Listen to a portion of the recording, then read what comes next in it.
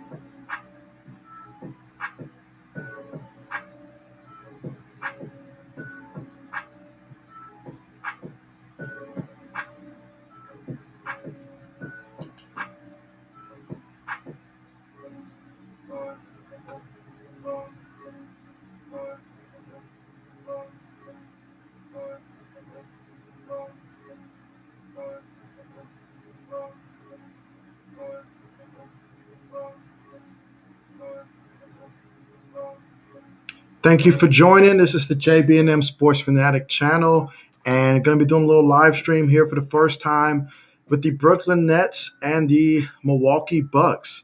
So certainly excited to see how this is going to play out.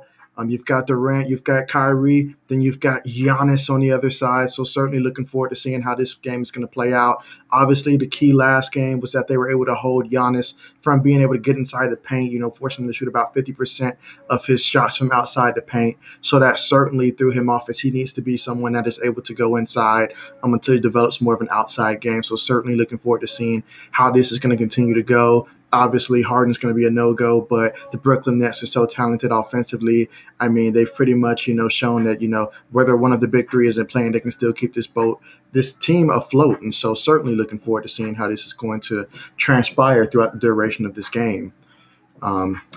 So I'm certainly excited. I mean, to see the Brooklyn Nets here again. I mean, this is definitely the very definition of what today's NBA looks like in terms of superstars, and I'm excited to see how this is going to look. Rooting for Giannis, though, to take care of business, and I'm hoping that the Milwaukee Bucks are able to steal this one for sure.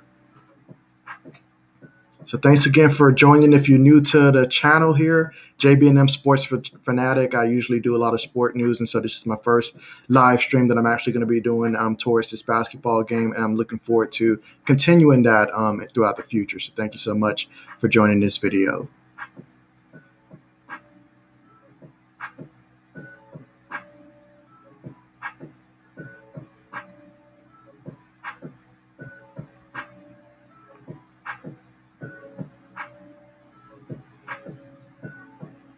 I will say this, though. Throughout the entire playoffs, it has been a real roller coaster so far throughout the first round. Watching the Lakers go down like that was tough to watch. Anthony Davis, it was tough to see him out there. We all know he tried to put himself out there, but it just wasn't meant to be. I mean, he just clearly should not have been playing at all. Shouldn't have been cleared, honestly. But when I saw the Hawks play yesterday, at first I was like, all right, there goes Atlanta. Look at them coming out strong. It was a little scary towards the end, but certainly was excited to see how that finished for the Atlanta Hawks. So that's certainly a team that I'm looking forward to streaming in the future as well, now that I've got some more free time to be able to do that. So certainly looking forward to that.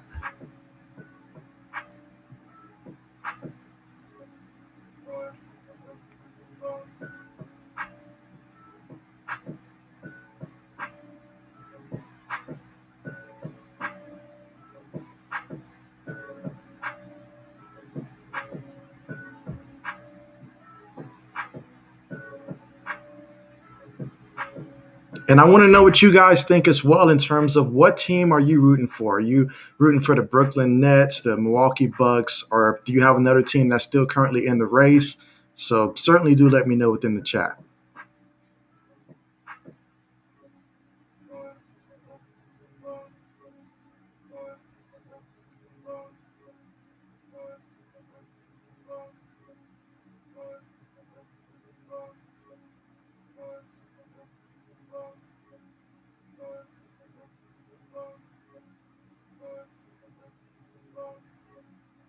Again, thank you for joining. If you're new to the channel, I normally cover sport news, but today I decided go ahead and get that first live stream in. And I'm excited to see, what's going to transpire this game with the Brooklyn Nets versus Giannis and the Bucks.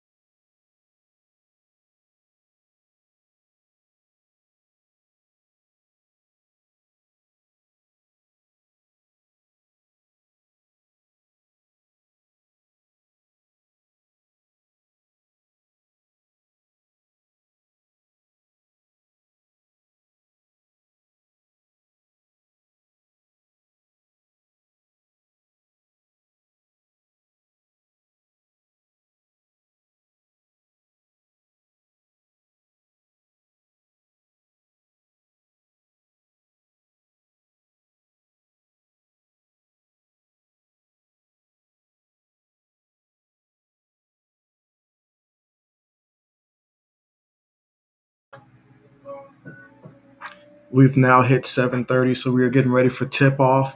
Shout out to Carmichael Mosby getting the chat started. Appreciate you joining. How's life?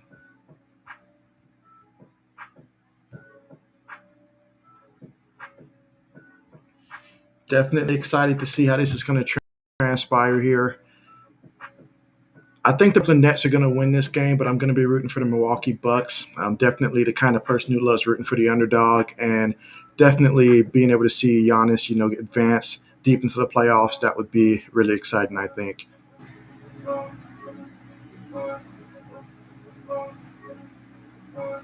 Perfect. Glad to hear life is going good.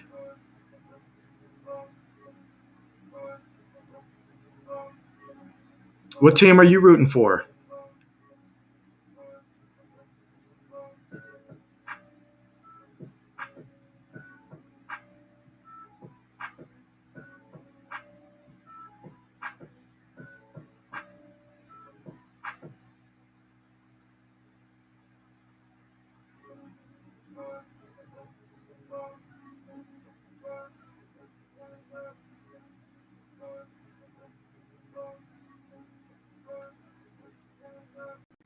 Nice, nice. The Bucks, wonderful. So I'm not alone here. I think the key is going to be last game. They obviously kept Giannis from getting within the paint. About half of his shots seemed like there was at least a good 10 feet from the basket. So if he's able to get in, which is not going to be an easy task by any means, then that's certainly going to bode well for the Milwaukee Bucks without doubt.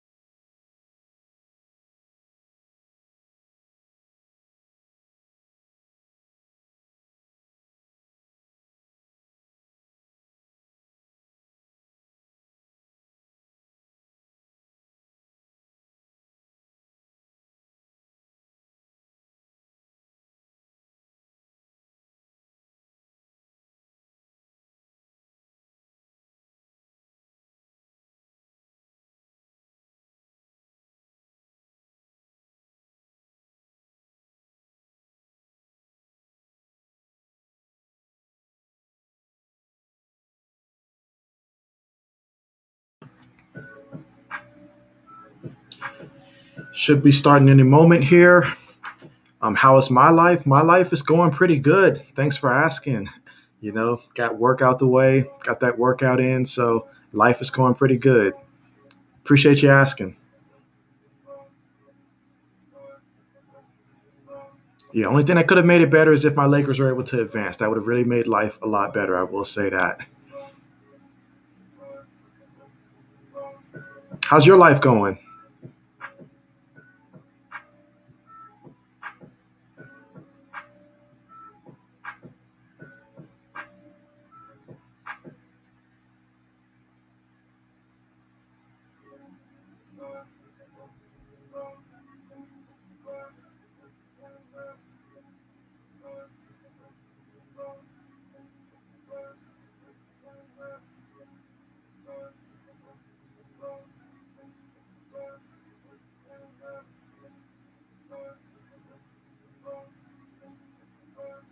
Oh yeah, East Coast all the way. Pretty much been East Coast my entire life, basically.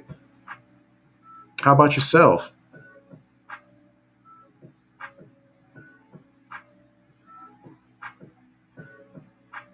Oh, nice, nice, Kansas. Yeah, I have a little brother, and he actually went to Northwest Kansas Technical College a couple years back. So certainly, it's about the extent. Other than the Kansas Jayhawks, that's about the extent of Kansas that I'm familiar with. Other than, I guess you can say, the Kansas City Chiefs.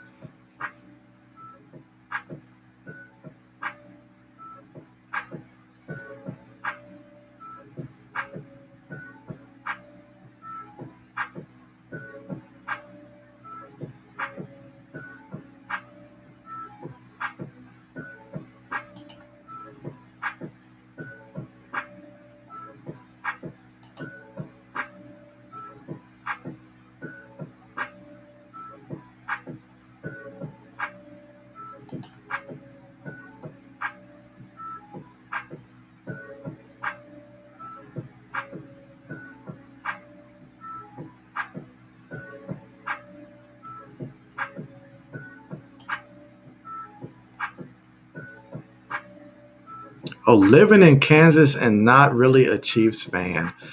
I'm sure that the last couple of years has got to be interesting. I will say that.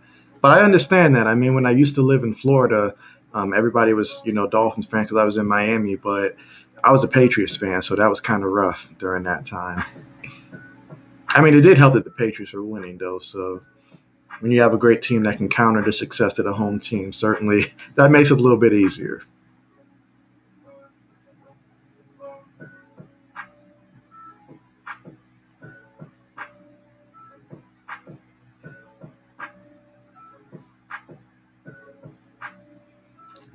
Oh yeah, I did notice that. I did notice that. I mean, it was something about when the undrafted free agents started to hit that. I tended to gain a lot of subs since then. I appreciate that. So thank you so much. I mean, I really started like towards like right after Christmas or around Christmas. I think is when I posted my first video. I think I only got like one or two videos in during that time, and so since then, yeah, the NFL offseason has been really big for me in terms of just gaining subs.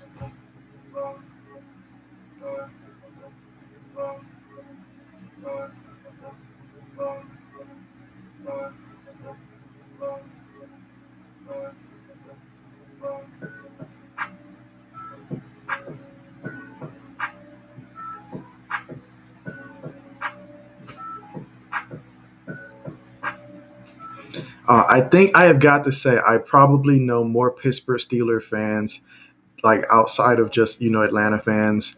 I probably know Pittsburgh Steeler fans like the second most in terms of just fans of a team. Pittsburgh has a very strong fan base. I will say that. How do you feel about Ben Roethlisberger? It seems like he's pretty much going to be done after this year.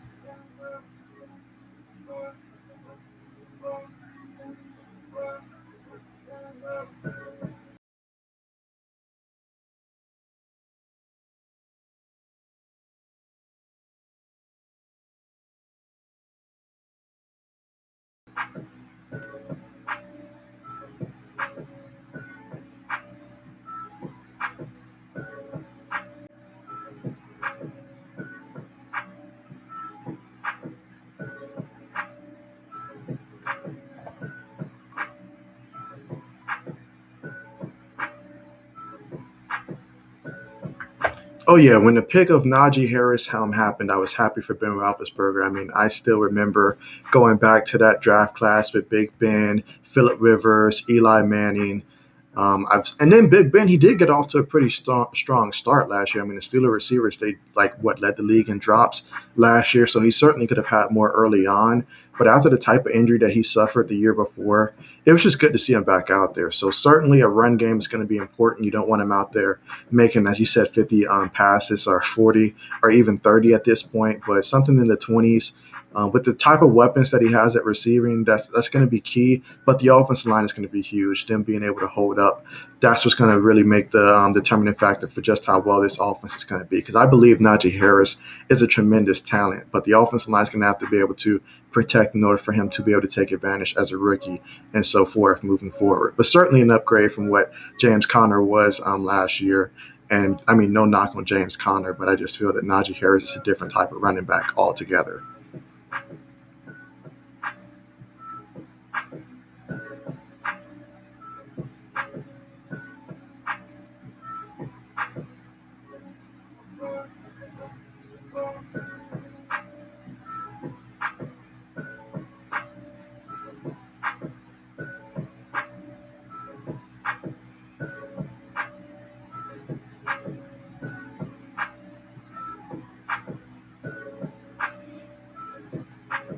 Yeah, the offensive line, if they're good, then the Pittsburgh Steelers, they're going to be in the thick of thing. And I really do think that obviously we know what the Browns have done. They seem to be on pace to be good again this year. Baltimore Ravens, I mean, they're a good regular season team. Lamar Jackson still has to continue to improve for them in order for them to reach places. But yeah, Pittsburgh certainly is one of those teams that a lot of people are overlooking. But Pittsburgh's constantly making the playoffs. I mean, Mike Tomlin, he does his job with the Steelers. And so they're going to be coached well. They're going to be in every game. And they're the type of team that's scrappy. I mean, you guys have a great defense, so that bodes well. You don't have to go out there and score 30 plus points in a game to win like some teams got to do.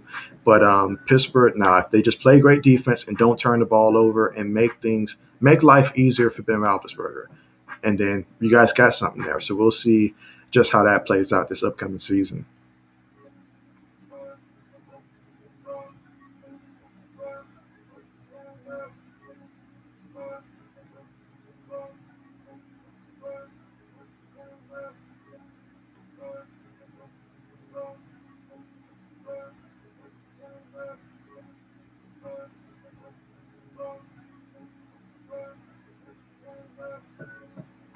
Oh yeah, and that new offensive coach, that's going to be just tremendous right there for the Steelers for sure.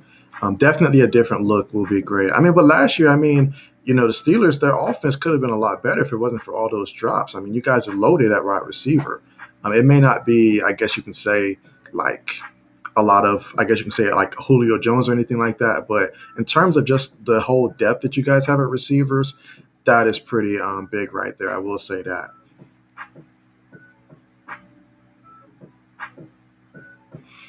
Oh yes, how did I feel about losing Tom? At the time that Tom left, I really felt like, oh man, I mean, I knew it was going to happen. I saw how he looked against the Tennessee Titans. I mean, I knew he still had more in the tank, but I knew that we didn't have the weapons to support Tom. So when he chose to go to Tampa, I was like, okay, as long as we can get someone to come in and replace him. Then Cam Newton came, tried to hype him up, then it just didn't work out that well. And I'm still on the board of like, I think Cam.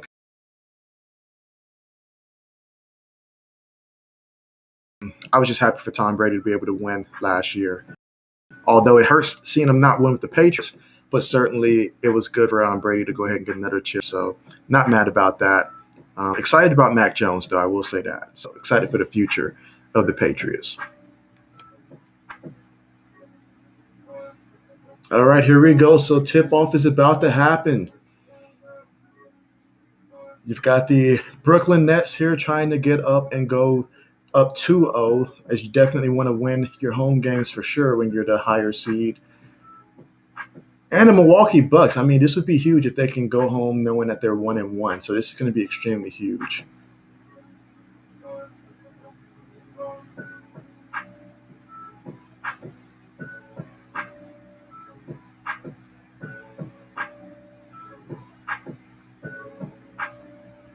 All right, so here we have tip off. right, so Milwaukee's penetrating. They want to get inside the paint, that's for sure. Durant with the rebound. Kyrie bringing it up. Something about the way that Kyrie just handles that ball. I mean, I'm jealous. I wish I handled the ball like Kyrie does. Oh, Blake Griffin. Kyrie for three. Just like that. Just like that. No James Harden, no problem. Now Milwaukee's going to have to respond. They don't want to get behind early. That's been a problem for a lot of teams so far in the playoffs. They've gotten down by so much. It's hard to climb out later. And against a team like the Brooklyn Nets that have as much firepower as they do in offense, you're certainly going to want to make sure that you show early on that you're going to be able to hang with them.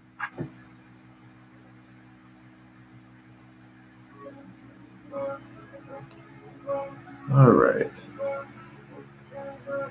They got to protect the ball better than that. Can't be losing the ball.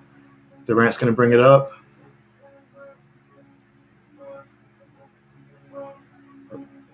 Look at that. Look at that. Oh, Steve Nash. I remember back in the day when Steve Nash was playing for the Phoenix Suns. That was a sight to see. As a Laker fan, drove me crazy. And then when he joined the Lakers and just did not help, that drove me crazy as well.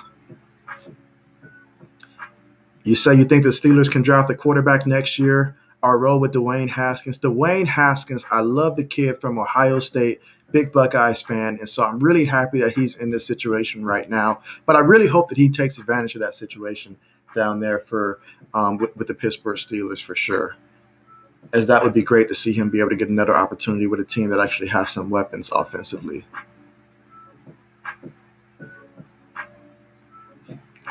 Maximilian Pegasus, thank you for joining the chat. It has been a minute.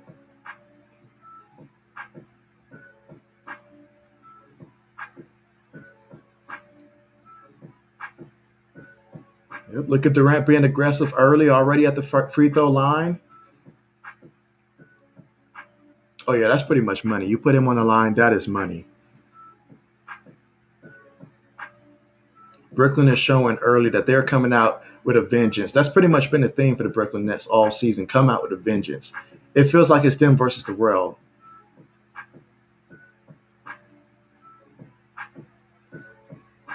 Milwaukee's going to bring it up.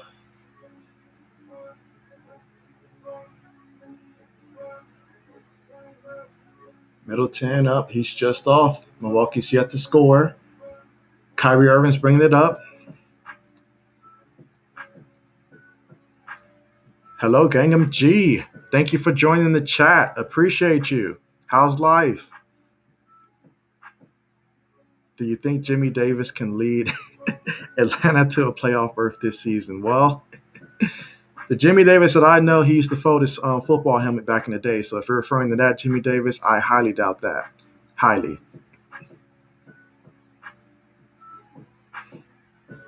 Okay, we've got a 4-2 game. Durant's putting in work. I mean, he is putting in work early.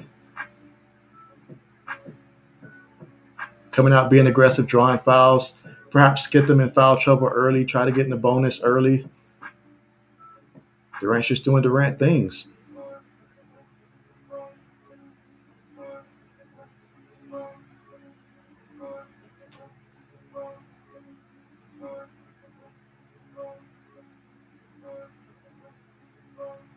See, look at that basket there. I mean, that is the type of that is what a superstar should do. You should always make sure that when you're trying to set the tone, that you at least touch the basketball on every play. I mean, that sets the tone, lets the team know that we're going to be aggressive, we're going to go after it, and that's what Durant and Kyrie are doing early, making sure that they're going after it.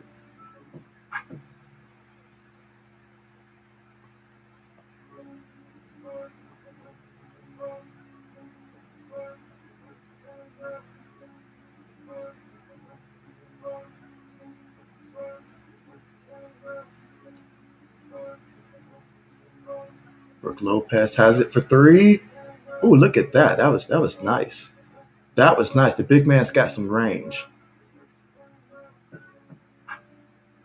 Durant's coming back up. He can pull it at any minute. And another foul.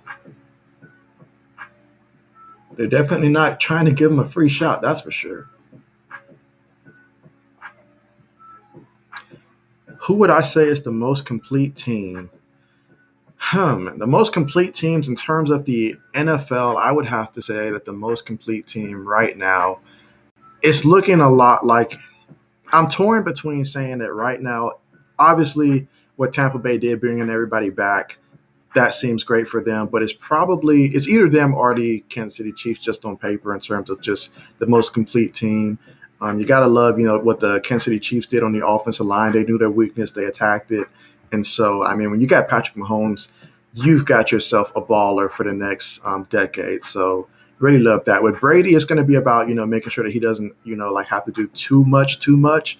Brady's still Brady, make no doubt about it, but he's got a good running game to be important for him in order to maintain the success that he saw last year.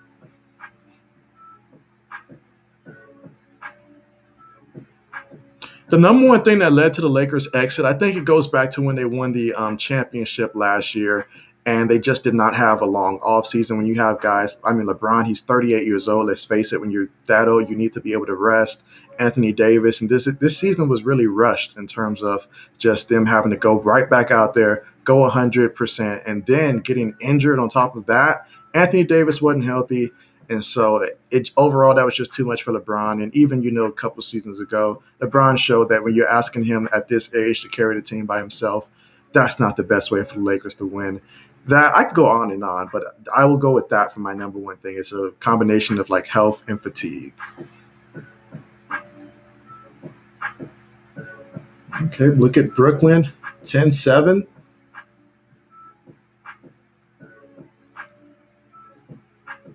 This game, I have a feeling that this game's going to go all the way down to the wire. Up, Giannis for three. Up, nope, that rainbow fell just a little short. Durant's got it. Now there's a guy with range. Oh, look at that. My ankle's hurt just watching that. Look at that. Made the two and then the foul. Durant's already in the zone. This man walks on the court and is in the zone.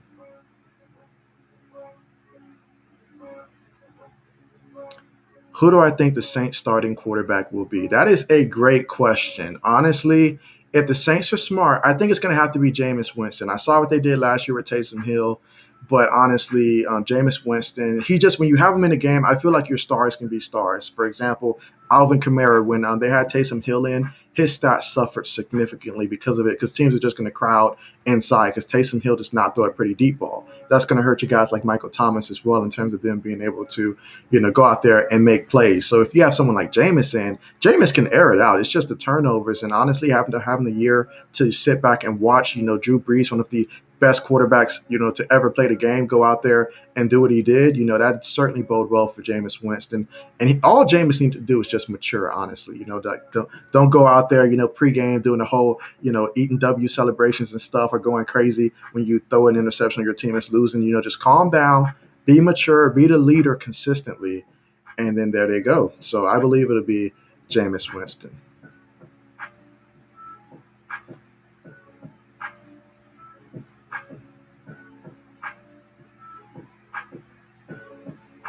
And here we have it so far, a 12-7 game for the Brooklyn Nets over the Milwaukee Bucks. So far, the real theme has been Kevin Durant having his way, drawing fouls, shooting easy buckets, just doing what he do.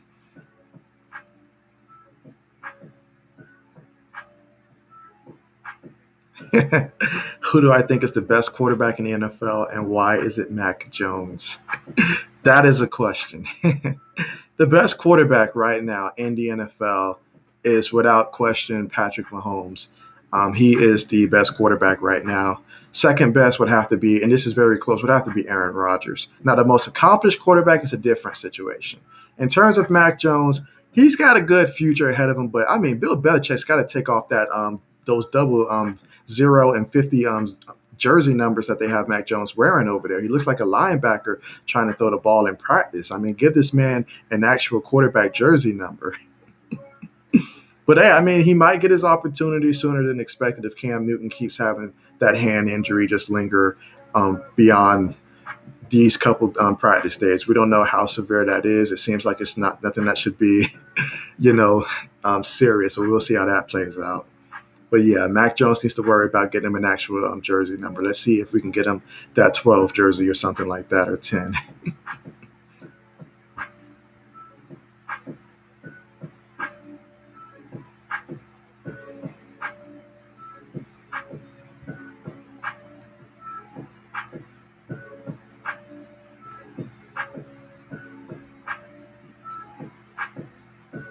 How do y'all feel about the Julio Jones trade that went down? Going to the Tennessee Titans. I mean, I guess if you have the best receiver on a team, reach out and say that, up there goes the question there. What do I think of the Julio situation? I'm happy for Julio. I mean, like, obviously, when you release a statement saying that you're out of there, pretty much means that you're out of there. Probably if you're a receiver, doesn't work for Aaron Jones, but Aaron, Aaron Rodgers, but that's a completely different scenario. But for Julio Jones, though, this is a great situation in terms of you've got a power running back, the hardest to tackle running back in the game. And so that means defenses aren't going to be able to double team you. So that is great for Julio Jones. Certainly great for him. So up in here we have Durant at the free throw line. Okay. A look at Harden. He definitely looks like he wants to be out there. I wonder how much money would it take for Harden to cut his beard again. Just curious. Okay, so Milwaukee's moving the ball. They're looking to go inside. Oh, he missed that. Nah. Blake Griffin with another rebound. Blake Griffin is getting those rebounds often and early. That is his fourth rebound. He's leading both teams in terms of rebounds throughout this game. And Durant has it again.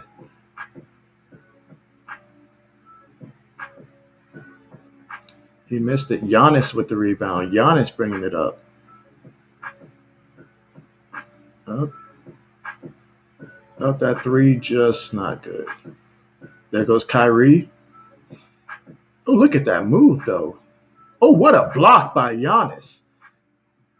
He said, not today. Brook Lopez again. Can he make another three? He's heating up from three. He's heating up from three. Got a 13-10 game.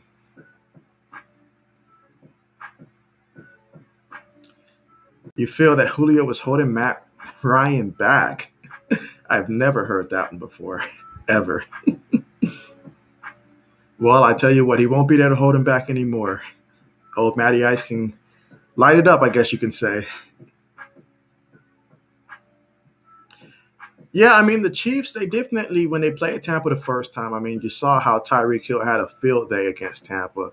But that was obviously a different Tampa team. Brady did not have the playbook mastered, apparently, at that time of the season. And Tampa Bay was just really getting to learn their situation and just figure out each other.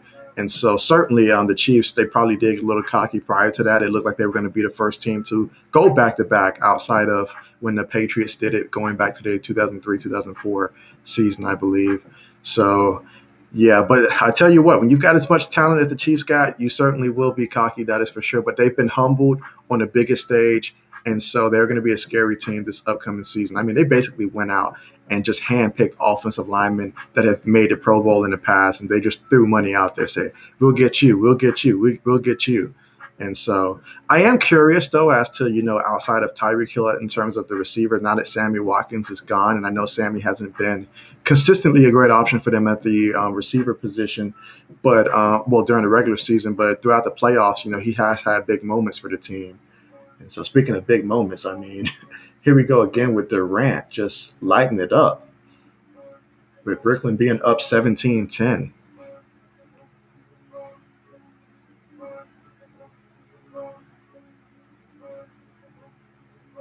Yeah, Milwaukee's going to have to respond.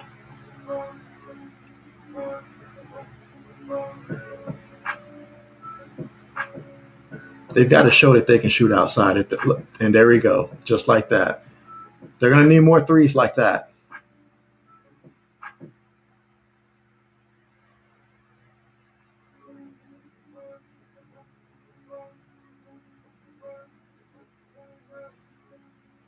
Yep, and just like that, Kyrie Irving reminds us that he can catch fire at a drop of a hat just like that.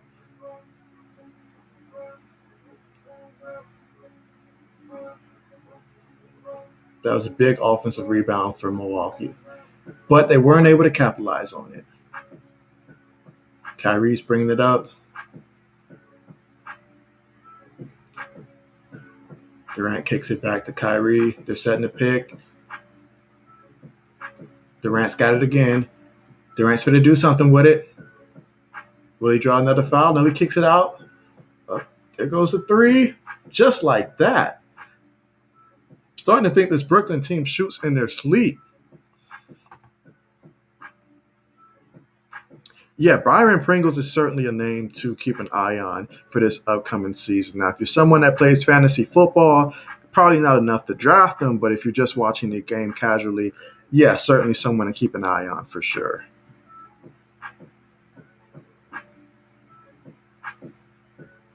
Okay, so we've got ourselves a 25-15 game at the moment. Brooklyn up. Milwaukee's going to have to hit some outside shots. They're just going to have to.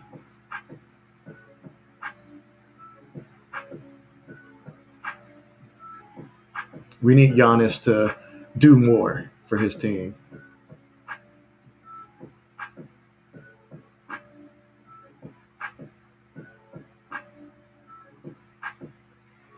Then you got guys like Kyrie that just make it look so easy.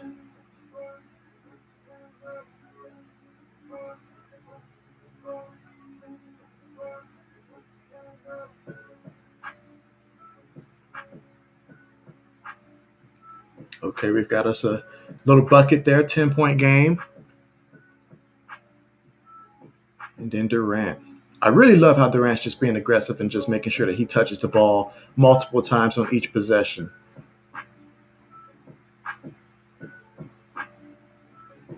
How about Russell Wilson? Well, Russ, I mean, he wanted more help on the offensive line. I believe they made a trade with the Raiders for one of their offensive line. I think Gabe Jackson, if I'm not mistaken. But I mean, Russ. If it seems like whenever I watch Russell Wilson year after year, half the season, Russ, he's on fire and he's looking like, oh, like this guy's definitely, top three quarterback in the league without question. But then usually it's either towards the end of the season or at the very beginning of the season, he'll have a sluggish a sluggish stretch while he's out there, like just like towards the end of last year, for example, the Seahawks offense sort of slowed down. And so, but Russ definitely, he is a tremendous talent. That is for sure. And the fact that, the Seahawks aren't giving him the opportunity to be more involved, with the offense of just bringing in personnel or just, he wants to be more involved with the front office. And so I feel they should let him do it. But that being said, though, I still think that the Seahawks are a playoff team. They probably won't win the division this year, but Russ will find a way to carry them into the playoffs yet again. But I don't expect a deep run from the Seahawks in the playoffs.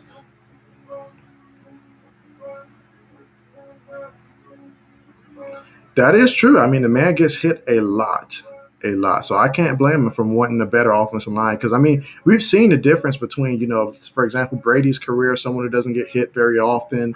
He's able to stretch out his career for this long still going. But then you look at a guy like Andrew Luck who was constantly hit, and then he ends up having to retire extremely young. You can only wonder what could have been if he was not hit as much. And he had a pretty good offensive line. Who do I think the Super Bowl will be? I think that as of right now, how things look right now, it's looking like it's going to be a rematch between the Chiefs and the Buccaneers. But that's just right now. Obviously, a lot can change. But I mean, when you look at the talent on both teams and what some of the other teams, but I will say a wild card though is the 49ers. They just got to show they got to be healthy, and I'll have to see how Jimmy looks and if Trey Lance gets in the game. But just because of the questions at quarterback in terms of how long will Jimmy be playing, or how long will Trey Lance play, how will he look? That unknown is what makes me give Tampa Bay the edge with everybody coming back, essentially in the NFC. And then the AFC, I mean. Yeah, I mean, obviously Buffalo looks like a strong contender as well, and now what Tennessee's done. But I mean, at the end of the day, the Chiefs are still the Chiefs, so the smart money would still be on them for right now.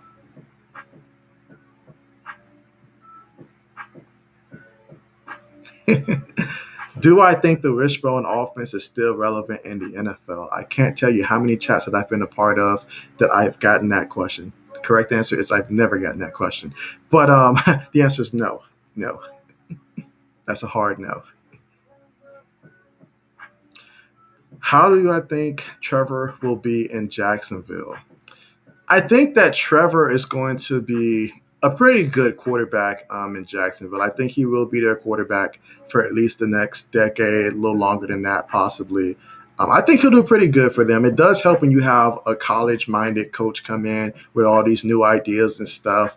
And so it seems like the Jaguars are going to be a lot more creative than people may realize, and that may play to Trevor's, favor. And the fact that Tebow mania is taken away from all the distractions that Trevor would normally have to deal with as the first pick of the draft, that could only, help take some of the spotlight off of him, which may help him overall just not have to deal with as much pressure. So I think Trevor's going to do pretty good. Now, will he get off to a hot start?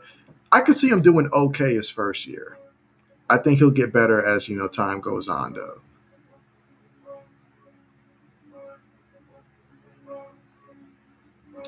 Zach Wilson. Zach Wilson. I was talking about Zach the other day, and it seems like when it comes to Zach Wilson, I mean, he's in a tough situation for the Jets. They did get him a bunch of new weapons, and they're doing a lot more for him than they did for Sam Darnold. I will say that, and he certainly has extremely high potential. But in that division alone, there's so much talent that he's going to have to go against that at least early on, I expect a little bit of a struggle, as we don't know how Patrick Mahomes would have looked as a rookie. So if we're going to make that comparison in terms of just pure potential, it could be a little bit more rough for Zach starting off. But at some point, I expect that he will get it together, and he may be the best Jets quarterback to ever play for them, statistically speaking. But expect for the first year or two to be more of a struggle, is what I'm thinking. Oh, and Brooklyn is just scoring. I mean, they are scoring more than I'm able to keep up with at this moment. 31-17.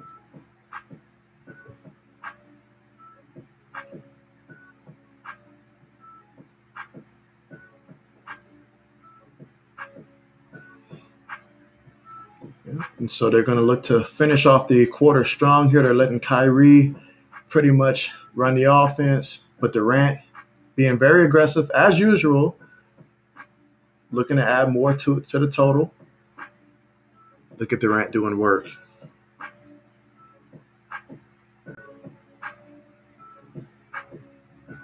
Sam Darnold in Carolina.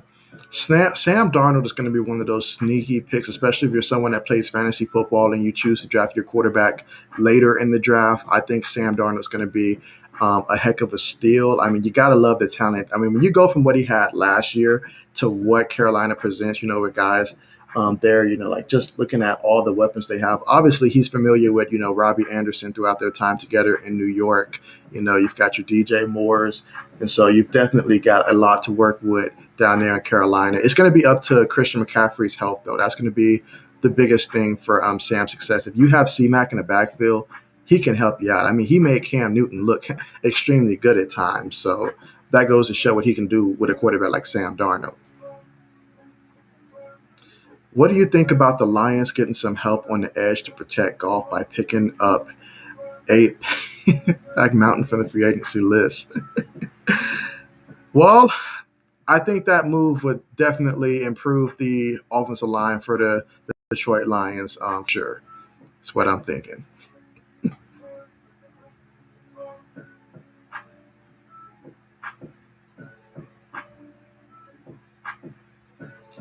Yep. So game two is looking like how game one pretty much ended for the Brooklyn Nets.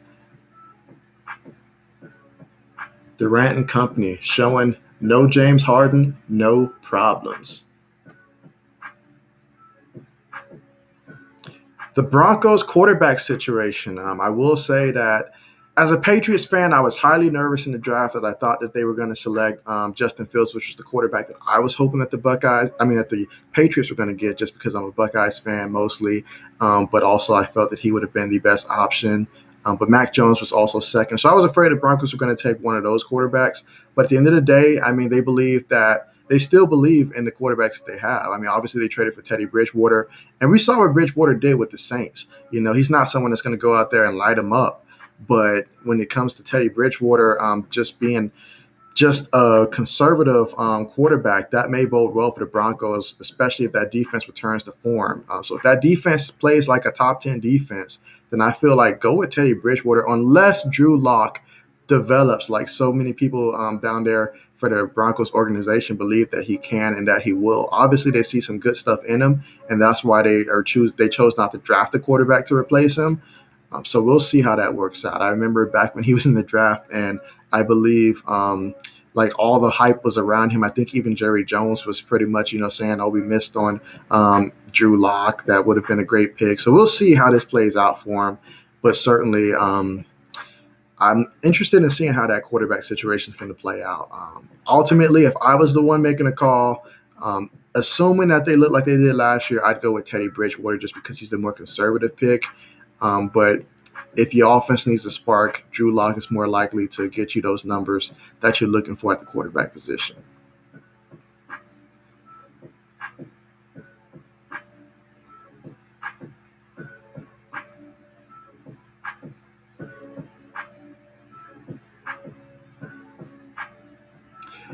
Do I think that Cameron Sutton will be a good cornerback? I think that he will. I actually think that he will be a good cornerback.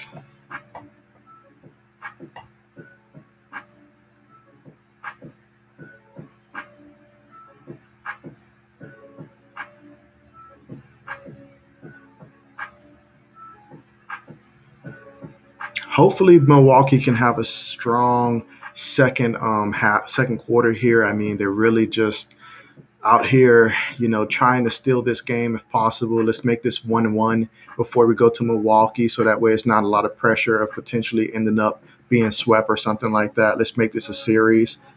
Jay and the Bay in the chat.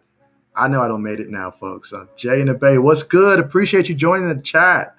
What's going on? I know the 49ers have kept you busy with all the moves that they're making, so I know you've got to be proud.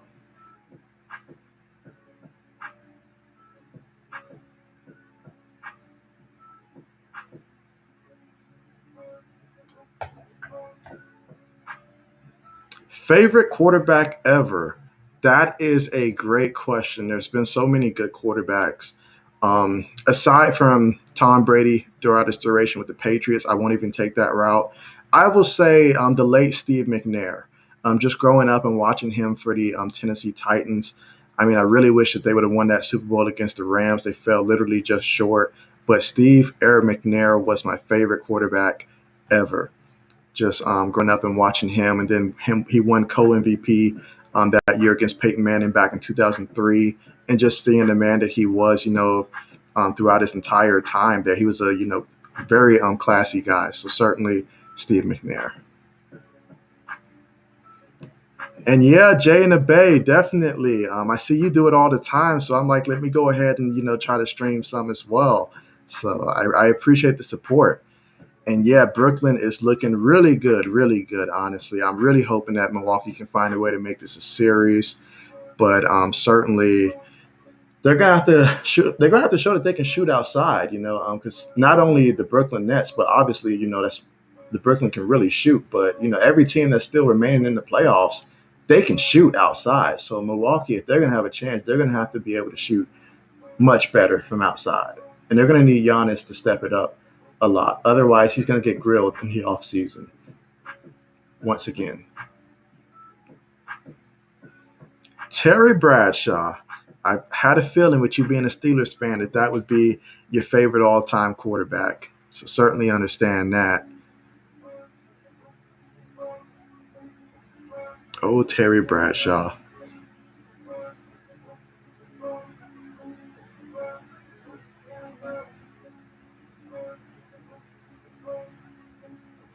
And Brooklyn is not taking their foot off the gas pedal by any means.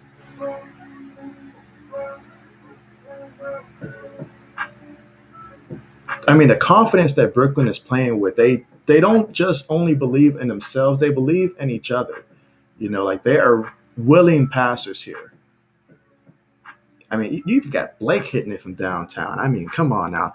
That is what you call when the team is in the zone, when even Blake is hitting it from downtown.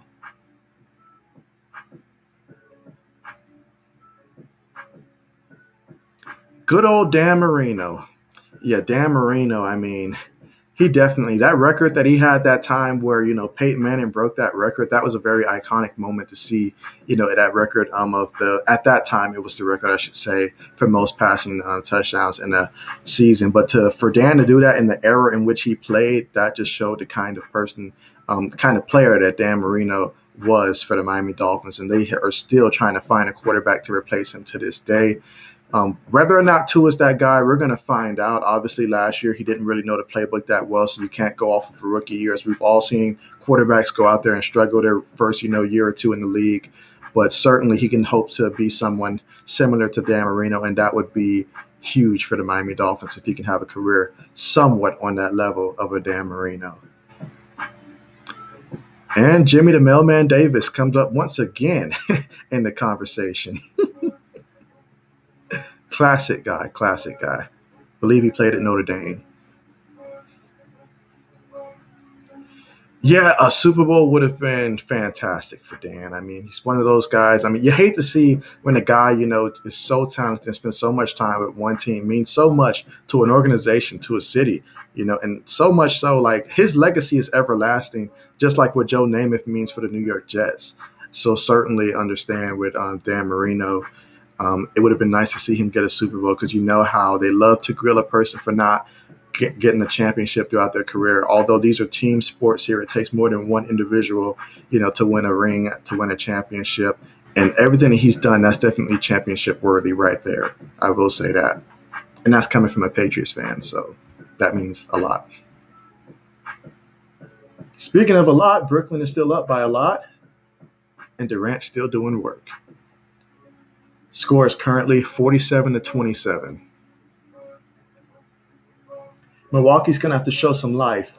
They're going to have to show that, look, we're not going to let the same thing just happen again. Oh, but now we're out there running people over.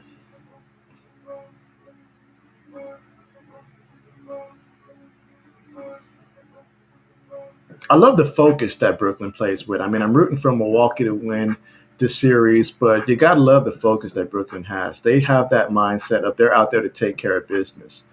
They understand a lot of people are against them, and they are A-OK with being the villains. They have embraced that role.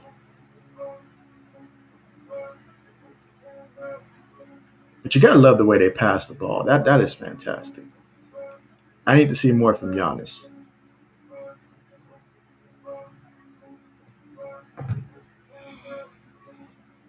Yeah, and in terms of points, I mean, for the Milwaukee Bucks, I mean, it's really just been Lopez and Holiday, honestly, in terms of the scoring for Milwaukee thus far. They've gotten 18 of the 27 points for the Milwaukee Bucks. Meanwhile, for the Brooklyn Nets, I mean, Durant and Kyrie, your stars are being stars here. Durant, 15, Kyrie, 9. Even got, Brown and Griffin pitching in some more.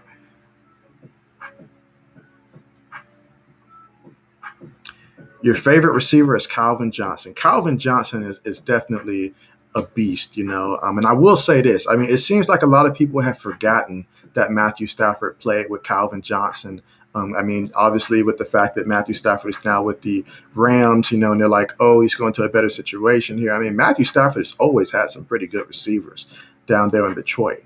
It's just everybody else. I mean, in terms of other positions, but certainly intrigued to see how he's going to do with the Rams, a new situation, new setting. But certainly, Kyle Johnson was the man. I mean, you get a guy like Megatron. I mean, he is the very definition of how you would want a receiver to be. Like if you took Madden and you created a receiver, you're going to end up with Calvin Johnson if you're doing it right. So certainly understand that. My all-time favorite receiver has got to be Randy Moss, and not just because he played with the Patriots, but because of, I mean, even when he was in Minnesota, I mean, to have a guy that freakishly fast, that freakishly long and tall, if I'm throwing the ball, I want to throw it to him. Let him go up there and get it. And if he's in his prime, he definitely will. Otherwise, I'm just a very terrible passer. And look at Brooklyn again. I mean, everybody has such confidence. And they got their shot going. They are sending a message. Milwaukee has to respond. They're going to have to. They don't want to go into the next game after getting embarrassed in game 2.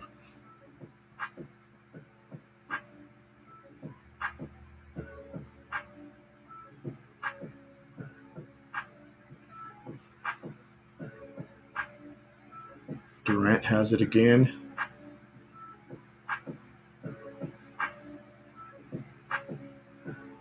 Okay. See if they can try to cut this down just a little bit, this lead. Look at Giannis. That was a nice move right there. That was a nice move. That is a nice move. Currently looking at a 52-31 game right now. Brooklyn Nets up at home, already up 1-0 in the series. Say you played wide receiver in school. That is nice. That is nice. I've actually my freshman year I started off as a receiver, but we was a run first team. So I told the coach, look, put me in the backfield because I want to touch the ball. If we're not going to pass it, let me get in the backfield. I'll go ahead and just switch my position. Actually, was a receiver and defensive back as a freshman. Ended up as a wing back and dog safety. Talking about the good old days.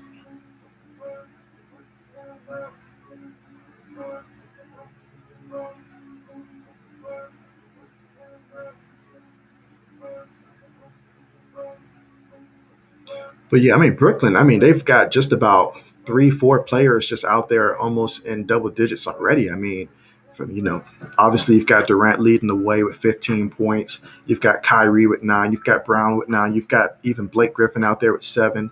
So I mean they're out there shooting high percentage shots and they're making them. They're being super aggressive. They're passing definitely to each other without any hesitation. Like they're not even tracking score. It looks like sometimes like you see a player playing and he's like looks like he's tracking how many points he may have or just it's at least in his mind. No, these guys aren't playing that way. They are just out there just playing basketball, getting the best possible shot out there. And the only thing they care about is the scoreboard. It seems like.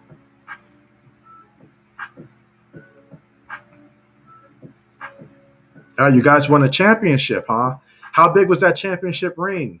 Do you still have it? I ended up losing my ring. We didn't win a championship, but had the best record in school history. So ended up losing that ring, unfortunately. And you guys didn't pass it much. Yeah, it seems like a lot of these coaches are very hesitant to pass the ball. They had little faith in us. I'm telling you.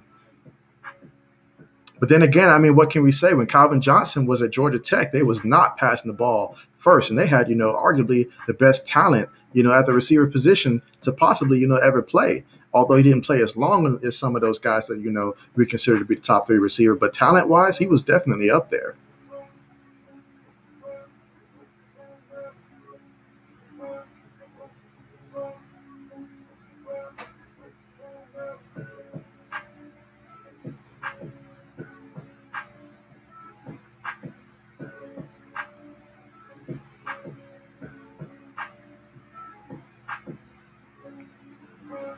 For Brooklyn, they need a lot more scoring than what they're getting right now.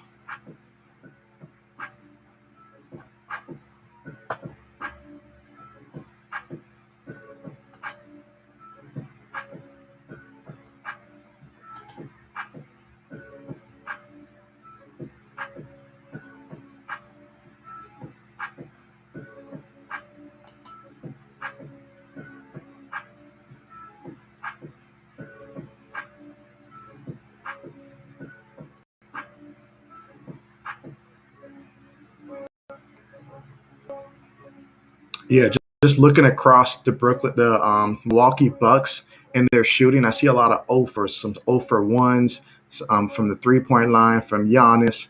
Middleton, he's over 2. The only person that's really out there hitting threes for them is Brook Lopez. He's 2 for 2. But everyone else is basically, like missing from outside, and they're going to need that outside.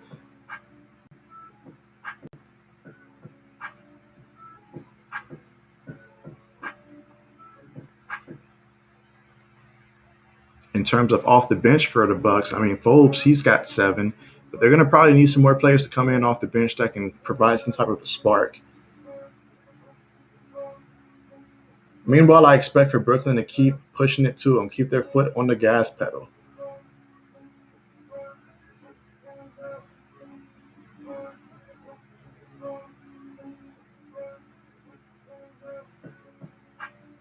Giannis bringing it up.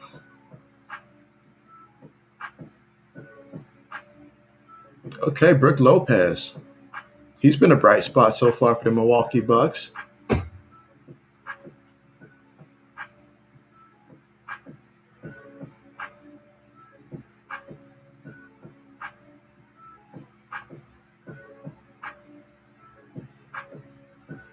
Thank you so much for joining, Carmichael. It's been a pleasure having you here in the chat and joining the stream. Look forward to seeing you next time.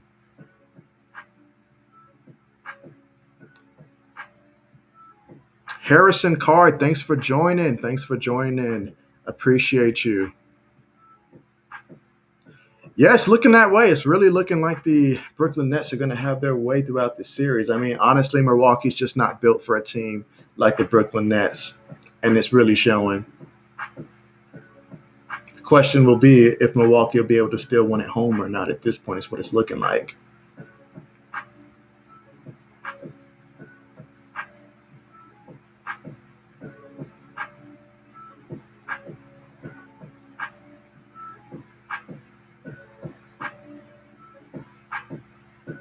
When do I think I will stream next? I'm going to try my best to stream one of the games probably tomorrow. But I'll try to post it up in advance so that you guys will have an opportunity to see that next stream. So expect something sometime tomorrow to be posted in terms of when I'll be streaming again.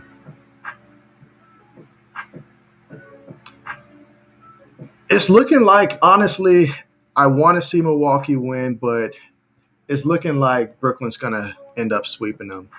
I mean, Milwaukee they don't have the outside shooters that they need, and Giannis, he can't do it by himself. He really can't. I mean, we literally watched LeBron James try to do it by himself, and he couldn't do it.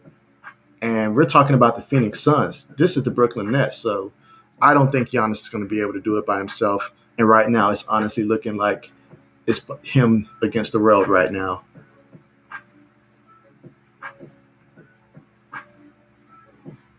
You got a valid point. Being at home, I hope that provides a spark. I really do. I mean, but they're going to have to get some momentum to carry back with them to help boost their confidence and show that they can play with a team like the Brooklyn Nets, because you don't want the Brooklyn Nets going in there with all the confidence in the world. That's going to put a lot of pressure on Milwaukee in Game 3. And then given the past that Milwaukee's experienced, it's just going to be tough to overcome.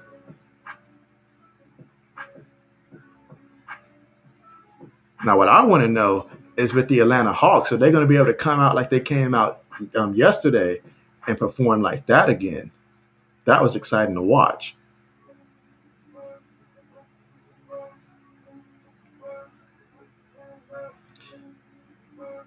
Worst quarterback in the NFL.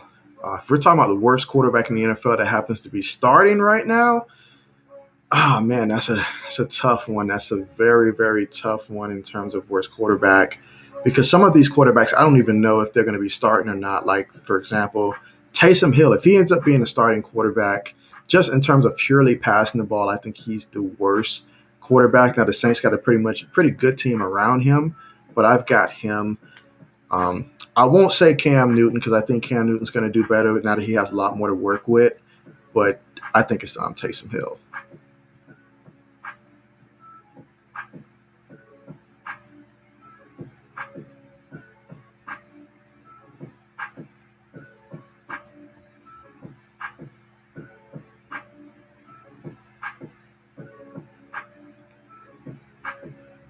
Yep. So right now we've got ourselves a 60-33 game right now.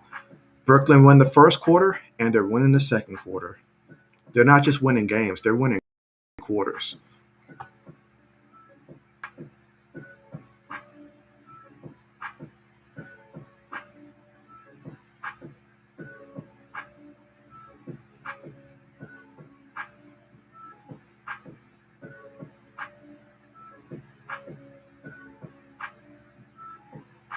Yeah, and honestly, one of the biggest differences is that Milwaukee is 25% when it comes from the 3-point percentage in this game as a team, whereas the Nets, they are above 50% right now from the 3-point line. They're 8 for 15 as a team, and they are also out there killing it in terms of just field goal percentage at about that 58 to 59% on the game thus far, whereas the Milwaukee Bucks are around that 41% range on the game.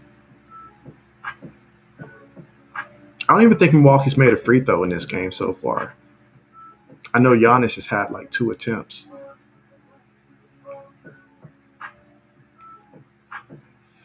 Oh yeah, Daniel Jones definitely has a lot of pressure on him and to perform honestly this upcoming season. The Giants have went out there and they've done some things, being able to get Tooney from Florida, that was a surprise, but a good surprise. But they got a lot of solid receivers. They need a number one receiver, and so it's going to be just honestly Daniel Jones at this point. There's no excuses, especially if Saquon comes back.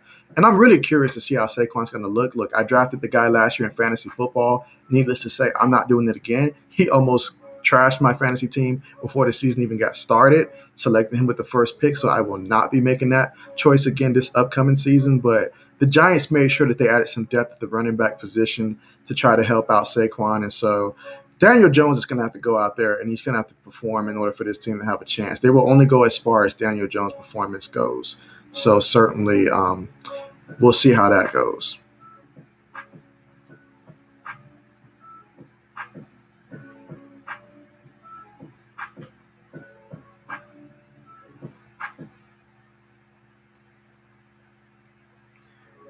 Yeah, and so far, Giannis has only got 6 points. They're going to need a lot more from him. I mean, you can't be the fourth leading scorer behind Brooke Lopez, Drew Holiday. Then you've got off the bench, you've got Phobes. He's got 7. So Giannis is going to have to do better. You need your stars to be stars in the playoffs. That's really where they separate themselves and make a name for themselves.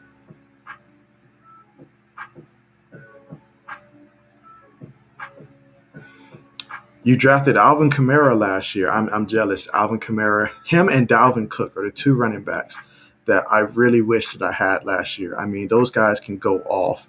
Now, you have an Alvin Kamara, you have to know the difference when Taysom Hill was in the lineup as opposed to when Drew Brees was in the lineup in terms of production Alvin Kamara was able to get throughout the regular season. That was a big difference. I did notice that when I was tracking that in fantasy football last year. So certainly, if I end up drafting Alvin Kamara, I'm definitely rooting for Jameis Winston to get that start.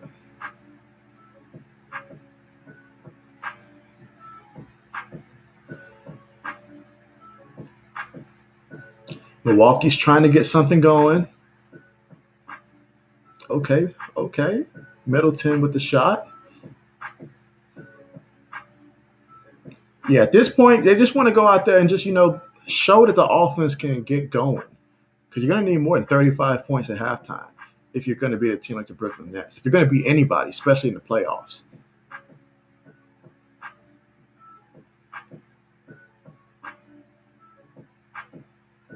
Okay. They need to go on a run, some type of run to end this half.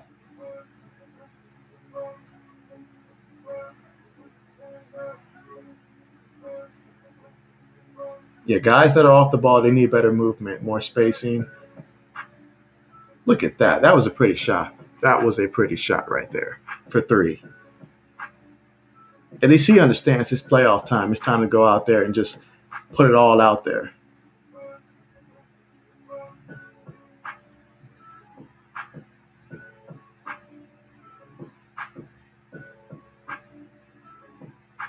Okay.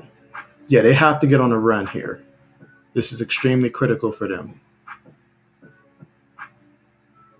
Need to take advantage of every possession. High quality shots. When you're a team that relies heavily on the inside, I mean, against a team like the Brooklyn Nets, you got to capitalize and get high quality shots.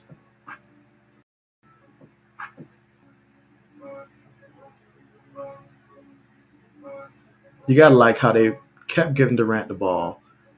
This is a team that definitely they have some chemistry at this point. Steve Nash can say before the game all he wants. If they're still figuring it out, this is a team that has it figured out.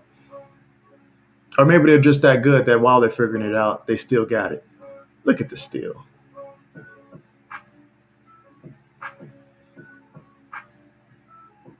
Oh, look at Durant, the way he's going out there.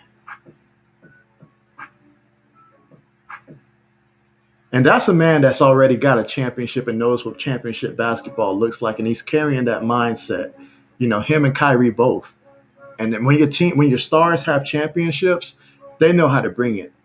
You look at in the game seven for the Clippers and Dallas Mavericks and what Kawhi was able to do in that closeout game, or even just to get it to that point in game six. I mean, definitely that's a guy who's won a championship and knows championship basketball. And guys like that, they know how important games like this can be. The difference between being up 2-0 and being 1-1. And when you have an opponent down, you step on their throat.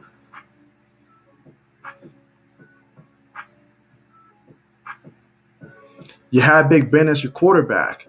Ah, man.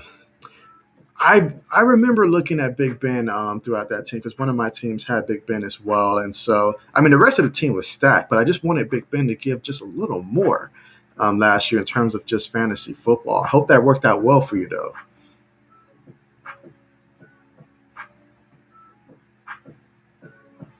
Last year in fantasy football was just a scary time just in general because of all of the players that was just having to sit games at any moment's notice due to a failed COVID test, and then having to pick someone up possibly off the street if your other quarterback was on a bye week. That was tough to deal with.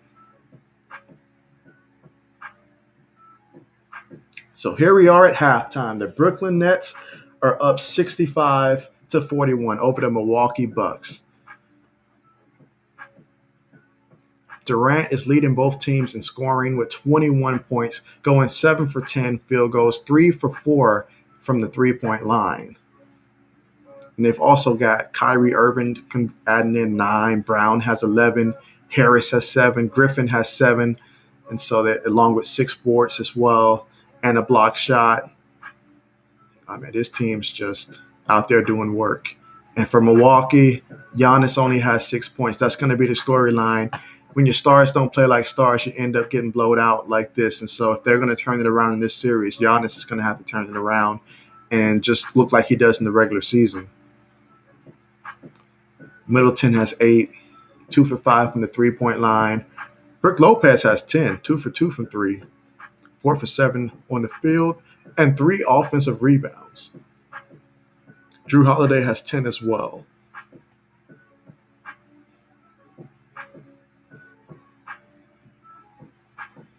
So definitely this game right here just comes down to style of play. Brooklyn's style of play, the talent that they have, even without a star like James Harden, as great as James Harden is, this team is looking extremely well. Like they could just carry out the rest of the series without him if they needed to. Now, obviously, the fact that Brooklyn's at home, that does help Brooklyn out a lot. But Milwaukee's got to come and bring it better than that, because if they're going to come back in this series, they're going to have to win one on the road as well. So certainly they're going to have to play better. That's just plain and simple. Otherwise, there's going to be a lot of questions being asked throughout the offseason, a lot of changes to come for next year, because you can't have this team with a guy as good as Giannis keep getting put out by the teams obviously nobody's going to fault them for the Brooklyn Nets. But, last year being put out early, this is a team that had championship aspirations for the last couple of seasons, and it just hasn't resulted. So we saw some changes with Portland just a couple of days ago, them letting their coach go. I mean, he's been there 9 years, second most wins for the team, and they just opted to go in a different direction. Damian Lillard, he has questions that need to be answered this upcoming offseason, and so we'll definitely see how that pans out there. But certainly Milwaukee knows that they need to do better if they're going to be better moving forward and get better results.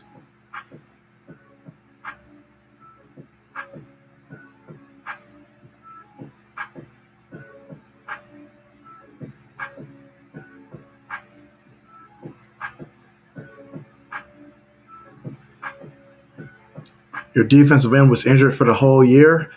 That's got to be tough. It's always tough when you have that guy that you just had such high expectations for, and then he ends up being hurt for the entire year. I mean, that's extremely tough right there. And going back to my fantasy team, I believe I also had Courtney Sutton as well from the Broncos, and so he was out for the year. So my team, we lost a lot of players, but we did hit gold. I mean, James Robinson last year in fantasy football, he was a great pickup. I am so glad that I decided to pick him up when I did. I mean, he was my solid rock on my offense at the running back position, because, I mean, we had 14 teams in my league, so running back was scarce. So he came in at the right time to replace Saquon Barkley for my team.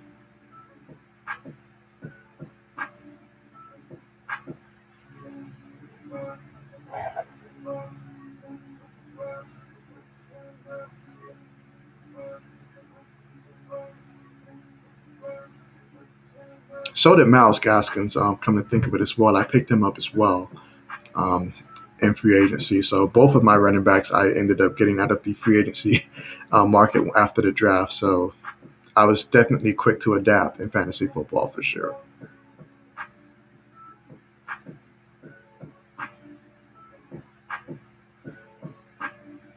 Look at that for the series. Middleton 9 for 34 field goals in this series. That is bad. That means he's probably trying to force a lot of shots.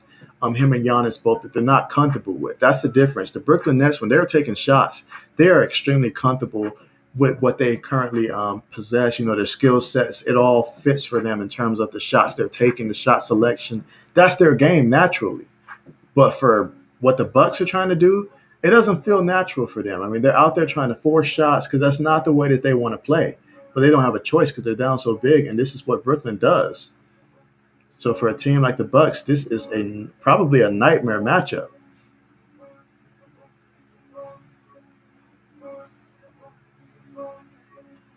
They're gonna have to find the rhythm somehow, some way. Otherwise, this series will be over before it even got started.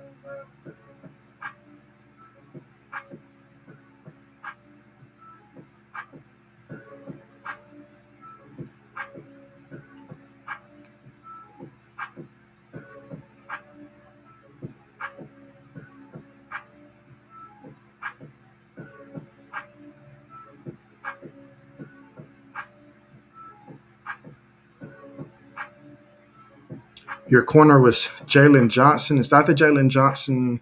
What team did he play for last year? For the was it the Chicago Bears last season? Yeah, I think he had like what, like 40 something tackles. I don't think he had an interception all year.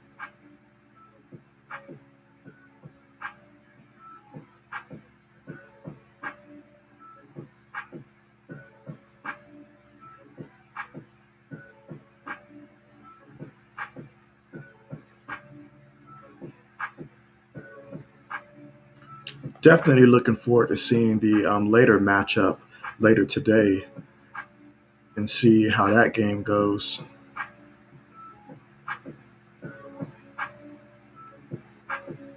Get to see the Nuggets and the Suns. Although the Suns put out my Lakers, if they happen to win this series, I won't be mad. I mean, Chris Paul has been a tremendous player since he's been in the league, and so I would definitely love to see Chris Paul get a chip for sure. I'm still upset that he could have been a Laker way back in the day when the late Kobe Bryant was still playing and towards the end of his prime, and we had Dwight Howard, and so we tried to acquire Chris Paul as well, and commit and that, and the old commissioner shut that down, said no, that's not going to happen. So we ended up having to settle for Steve Nash, who would get hurt basically carrying his bag off the airplane or on the airplane, one of those. So yeah.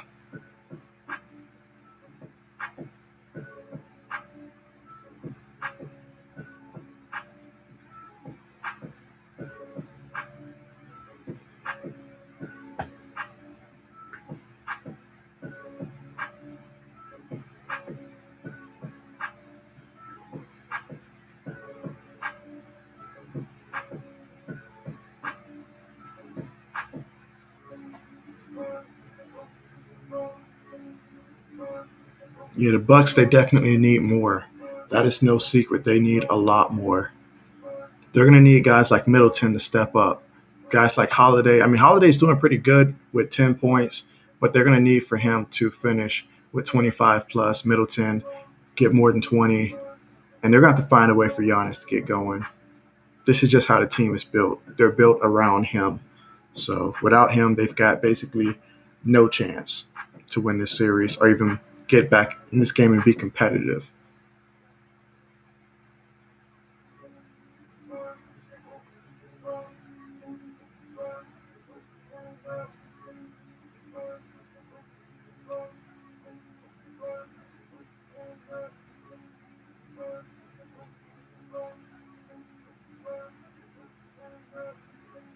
And for the Brooklyn Nets, all they got to do is just keep doing what they're doing. It's working. When you're shooting 53% as a team, I mean, and you're out there, you're hitting your free throws, you're getting free throws because Durant early on, he was being aggressive, attacking and forcing them to either foul or watch him shooting this in their face because that's what he does. The best shooter in the game in terms of just pure shooting, that's Durant. And everybody knows their role. Got Blake Griffin, 6 rebounds. Brown's got 4. Brooklyn Nets, they're looking like a team that's destined for greatness.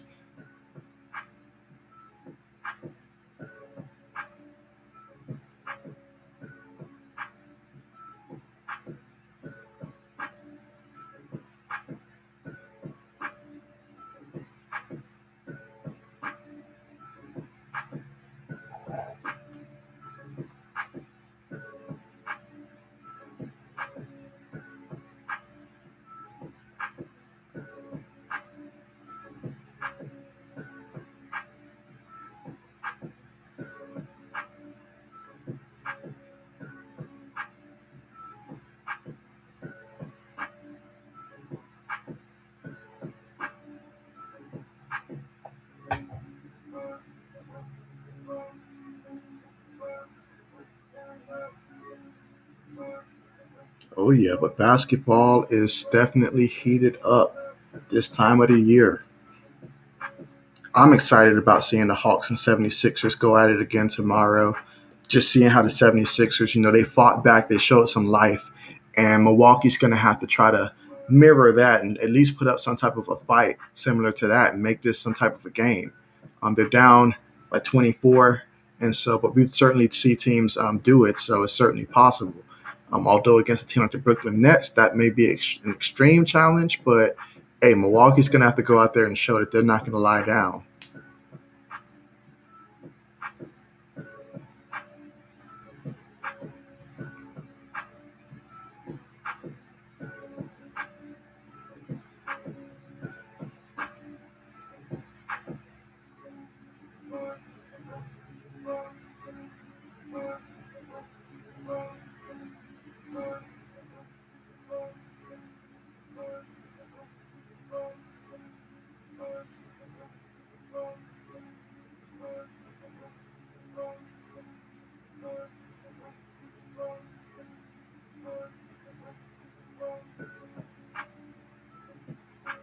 Your offensive line was injured too. Talk about bad luck. You got the D line, the offensive line. I mean, that's a tough break right there, honestly.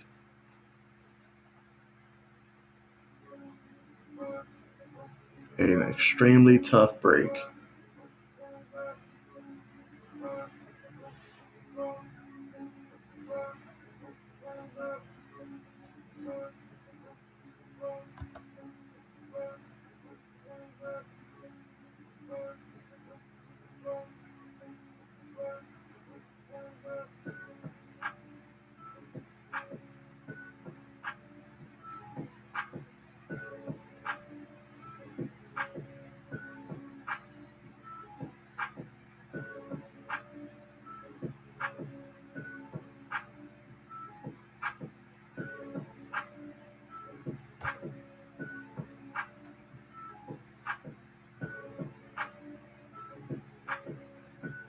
You said you have one lineman that never got hurt. So only one. That means the other 4 they were constantly hurt. Oh man, hope you had good backups.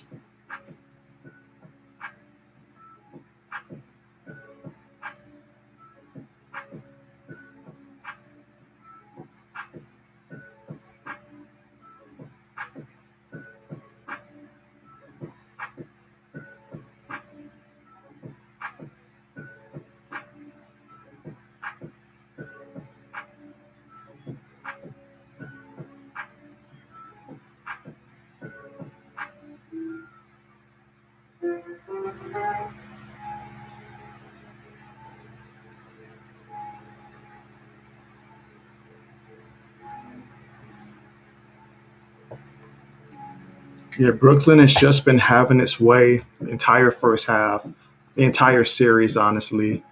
I mean, Durant being aggressive, putting in work, 21 points, 3 rebounds. He's just been going after it.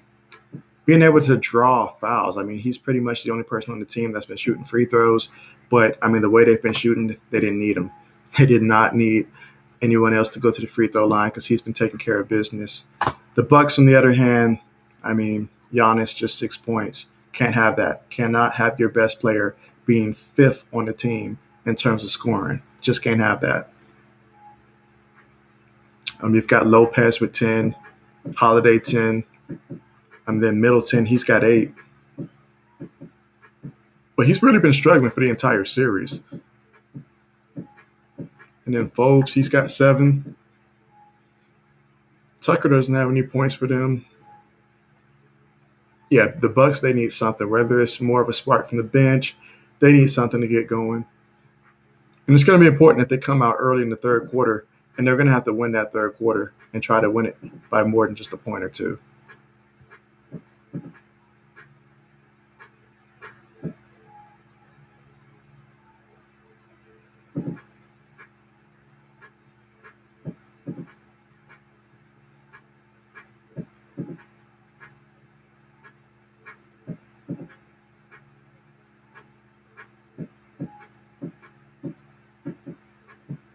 Brooklyn entered this game as slight favorites, even without James Harden being there.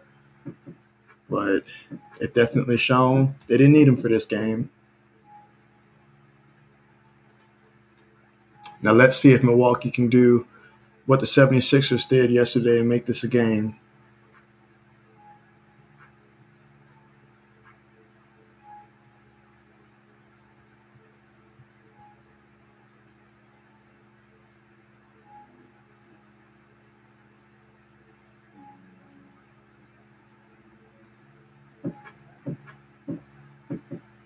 Second half getting ready. All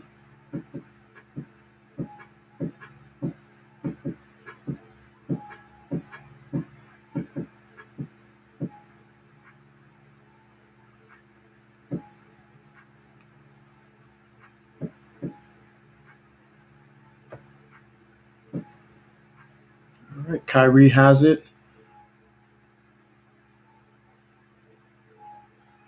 They are definitely looking to get Durant that ball. Running the offense through him as they should.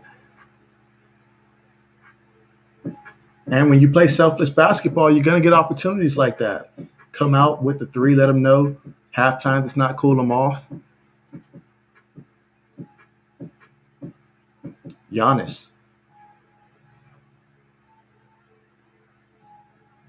Okay, he's made up his mind. He's going to attack. He knows what this means. It's not going to be easy for him, but he knows what this means.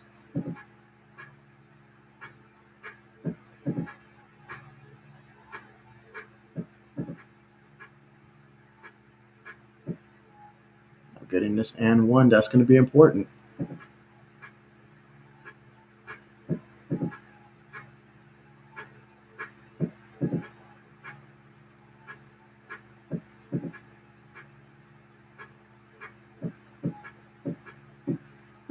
Okay, Giannis with the and one.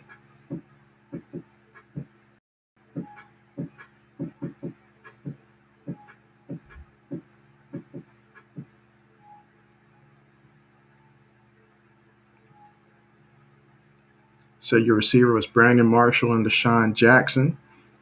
Okay, some good options. Bright spots were the cornerback and running backs. Okay. J.C. Jackson. Now there's a name that I love right there. J.C. Jackson, turnover machine. Excellent second corner option. Excellent.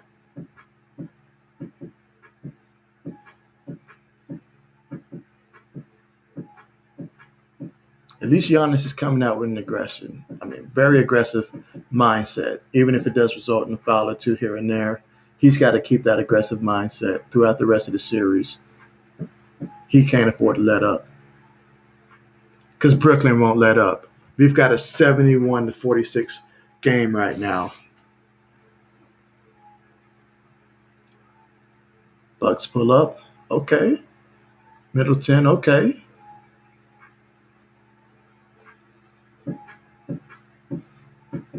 Durant has it, and he's got full control. Look at Kyrie. This is why they wanted to play together. That chemistry that they got, they help make each other's life a lot easier, and they don't play selfish basketball at all. Middleton again. Okay. Okay. I like the last couple of possessions for the Milwaukee Bucks. Just being more aggressive. Stop settling and let's get some quality shots in there.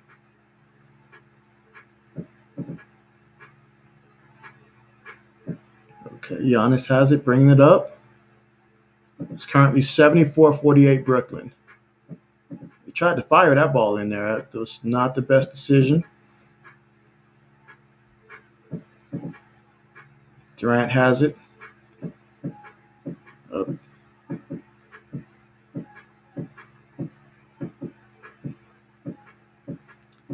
Tucker looks like he's just having a rough day so far. He's getting roughed up out there.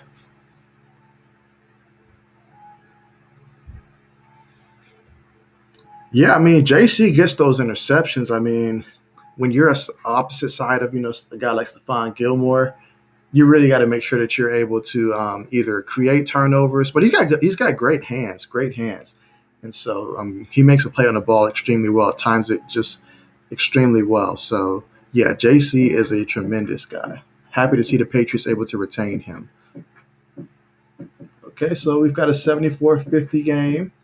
Milwaukee needs to get on the run, and that three certainly does help. 74-53. Middleton, he's heating up, he's warming up. And that's exactly what the doctor ordered if they're going to have a chance to get back in this game. But Durant, he's driving, he kicks it out. No good, but able to get your own rebound.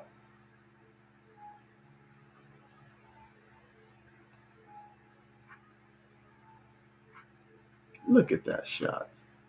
It's just pure beauty right there when you see Durant play. Harden looks like he should be a chef in that uniform.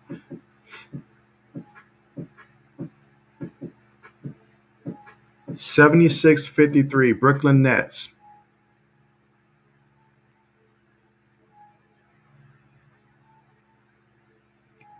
The Bucks, they're coming out more aggressive this time around, but they should have started off the game with that aggressiveness. Would have really helped. But right now it's a 23-point game, and Middleton is looking for his shot.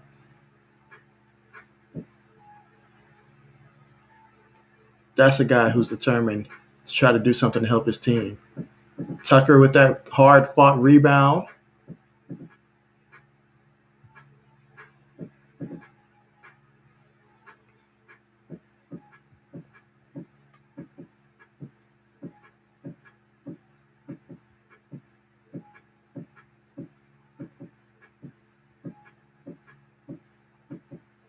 Kyrie has it. Kyrie gets it back. He's driving. He shoots. Look at that. When he doesn't have to force it, this man, he can get whatever shot he wants, but he knows he doesn't have to be the man. He now appreciates having someone on the team that can also score. Look at that. That's a nice three. Middleton, Drew Holiday, that's a great shot right there. It's a 22-point game. Let's see if they can cut this down to within 15 by the end of this quarter. And the moment I say that, Durant hits that three. Got an 81-56 ball game here. Middleton bringing it up. Kyrie with that defense with the pick by Giannis. Kicks it out to Brook Lopez. Will he go 3 for 3? No.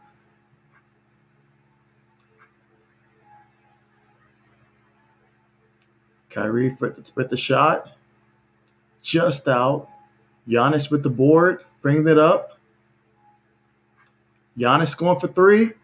It's not there. It's still not there, that three-point shot that he so desperately could use. Because he knows how defenses want to play him. Now Durant, he misses the 3. Giannis with the board. Bringing it up. Giannis is going for his shot. Nope, he passes it.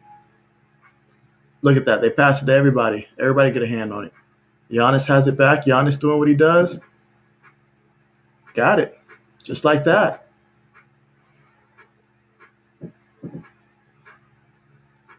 Just like that. Back to 23 points. 81-50 is 81-58 Nets over the Milwaukee Bucks.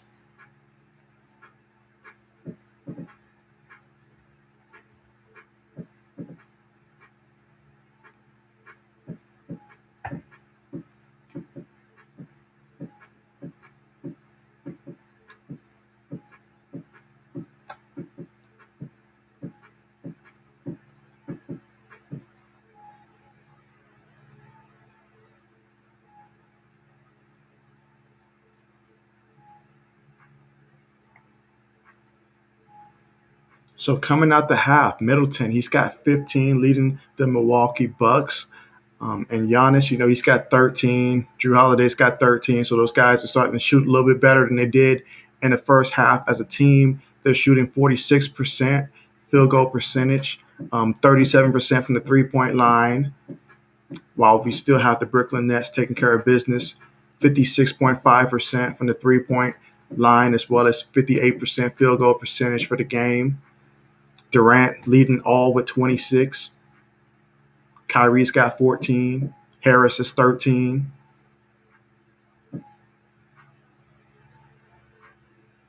Blake and Brown both with 6 boards.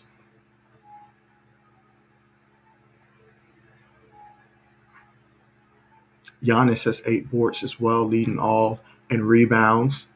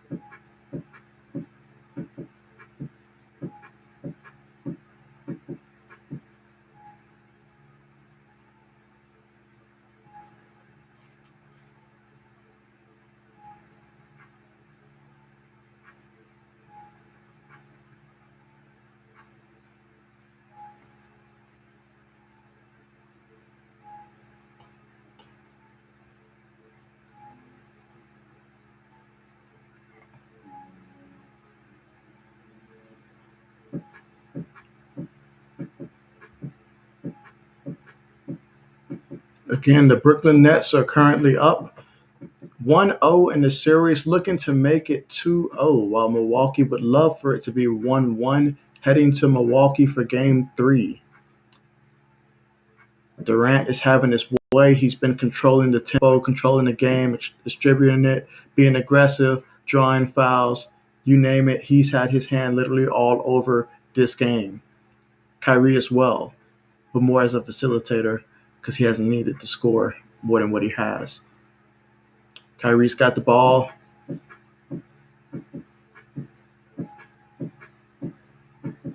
Okay.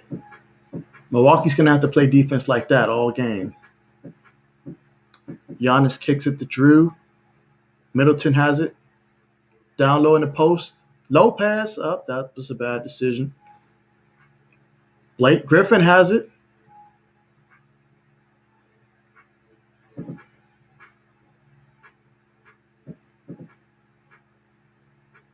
Up. Missed that shot.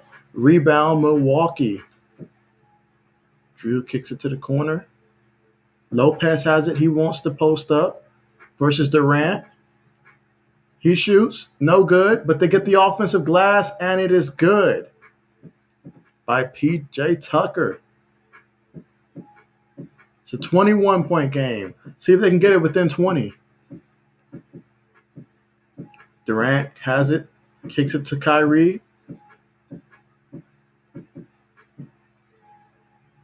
Still Nets ball.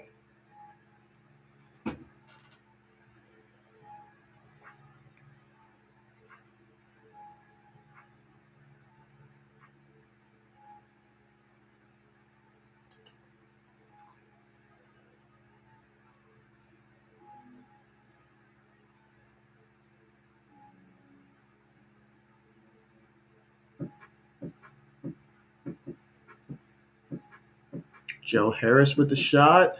No good.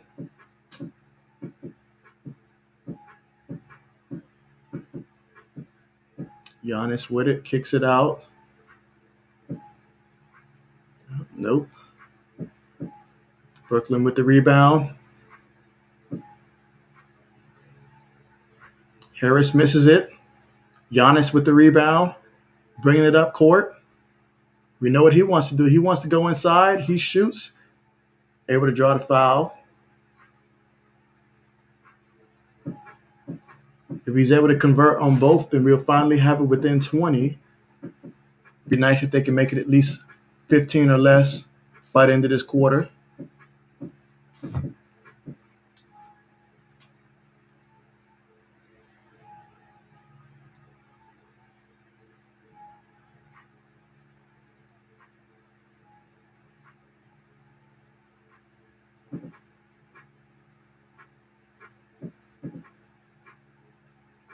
Oop, Giannis misses it pretty badly.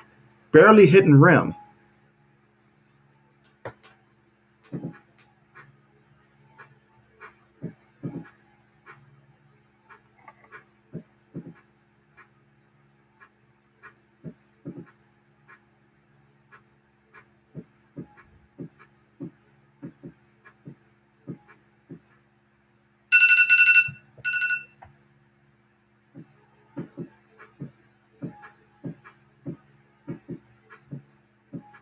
Giannis 0 for 2. You cannot miss free throws, especially when you're trying to make a comeback against a team. That hurts. Harris has it. Kicks it up top. Swings it back to Harris, and he misses it, but they get the putback by Claxton.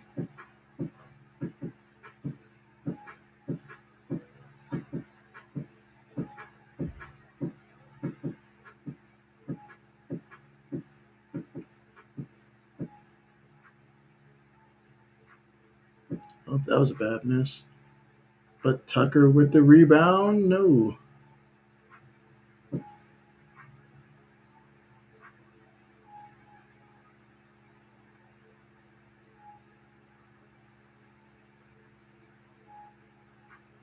Yeah, talk about cutting it close, grabbing it off the rim like that. But we have an 85-60 game. Brooklyn has been dominating since the start.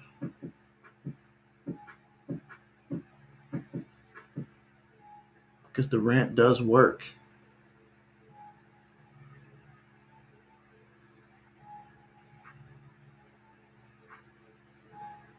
Yeah, Milwaukee's trying to force shots here. Giannis gets it, though. He knows what the storyline's going to be if he doesn't go out there and perform. He knows that everybody's going to hold this against him.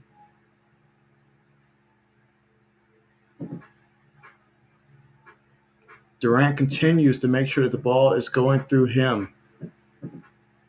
Despite the big lead, he is not letting up.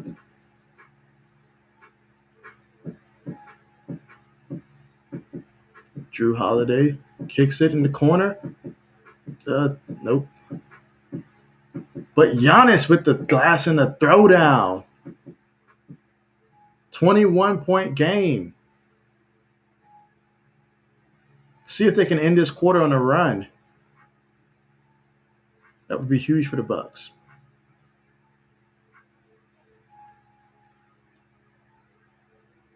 The effort is definitely picked up from the Bucks in this quarter, but they're going to need more than that.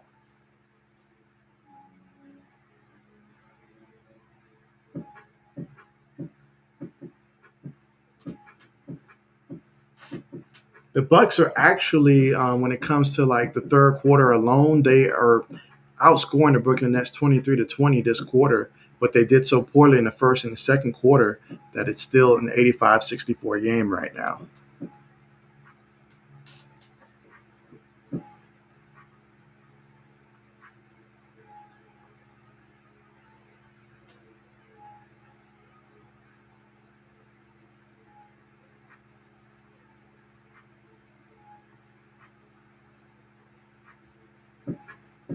Pretty much everyone who's gotten in the game for the Brooklyn Nets has scored at least 4 points. Well, at least 3 points, I should say.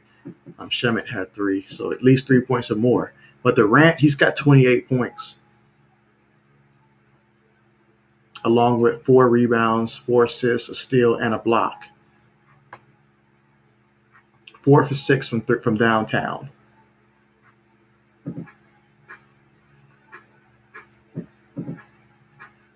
Meanwhile, for the Bucks, from the free throw line, so that's just 20%.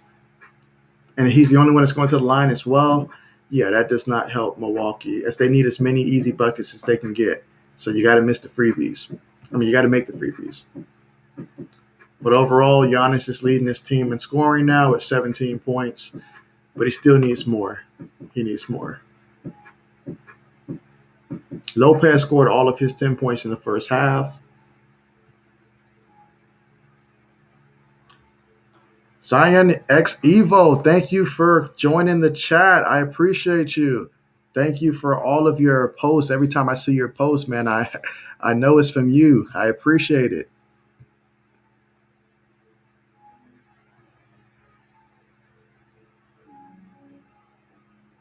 How's everything going for you?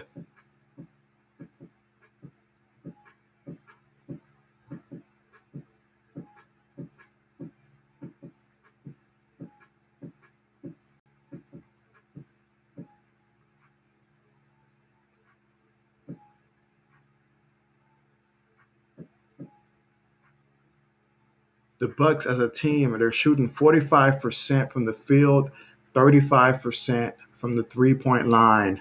Brooklyn Nets are shooting 54% from the field and 50% from three, folks. They're 13 for 26. They've just been shooting lights out. And that's why we have an 85-64 ball game right now. The Nets entered as small favorites with no James Harden, but they've had no problems.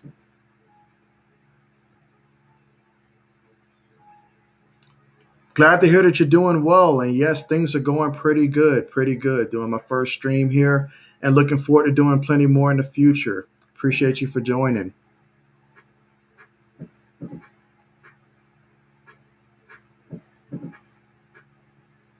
You have a favorite basketball team by chance?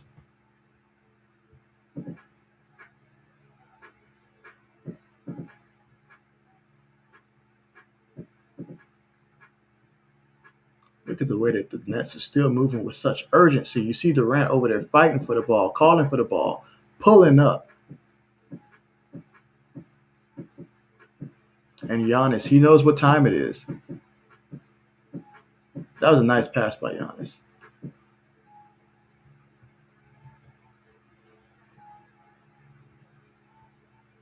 And that's one thing. If you didn't know the scoreboard and you was just looking at the effort that the Brooklyn Nets are giving out there and the facial expressions, you would think that this was a close ball game with the intensity that they're having out there. I don't believe that I've seen Durant really take any kind of a rest in this game. He's just definitely making sure that they take care of business. That's been the theme for the Brooklyn Nets. Take care of business. As he pulls up for yet another shot. 87-64 Brooklyn Nets. Middleton, he's kind of slowed down. Giannis has it. He's taking on Durant. Oh, man, this man has to work so hard to get a decent shot up there.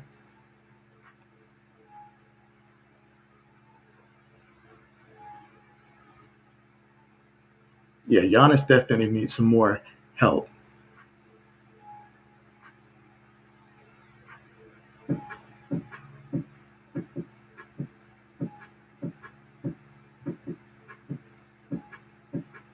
Middleton has it.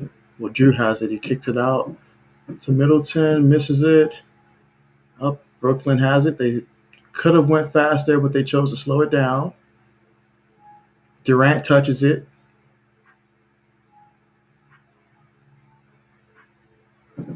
Look at that. 3. 90-64, folks. Right now, all you can do is just play for pride and try to get some momentum at this point.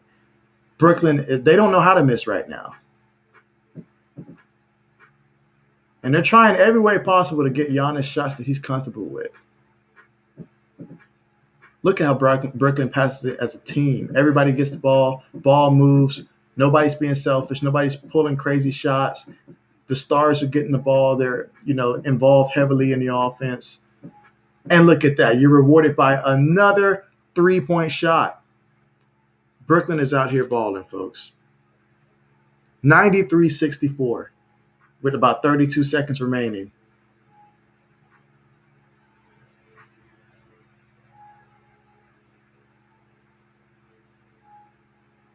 Yep, and Giannis is just doing what he can. It's not much that he can do against a team like this. This is like one man versus an army.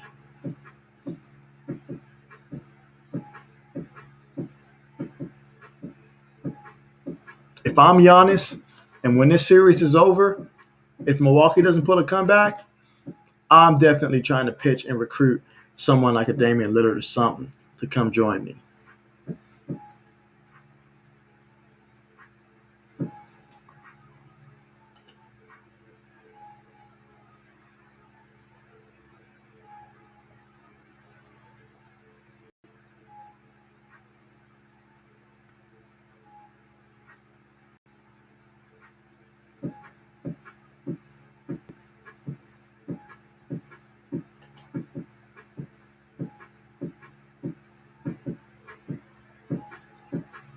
And Giannis at the free throw line has been extremely hard to watch. But even if he made all of them, it wouldn't change the outcome of this game probably. But still, you need your stars to do better from the free throw line.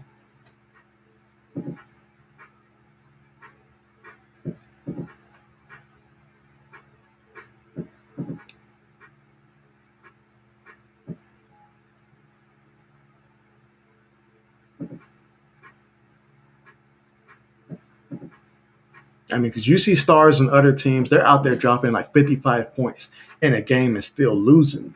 But it's like extremely competitive. So Giannis is going to have to be able to score more than in the 20s. He's going to have to at least be scoring in the 30s to help his team get a legit chance each and every game in the playoffs in this round. But I expect from Milwaukee, though, to recuperate, for next game and be ready to go. They'll be at home. That home energy that you're going to get. We obviously missed all the fans being in the stands, last playoff, but we have that this time around. So when you have them in your favor at your court, that does help. But look at Durant, though. This guy is just making plays. He's in championship mode. This is a 30-point game, and he's not letting up. He's sacrificing his body each and every play. He wants this. He's got that killer mentality. And when you're as gifted as Durant is, and you want it as bad as he does, hey, you're going to get some games like this.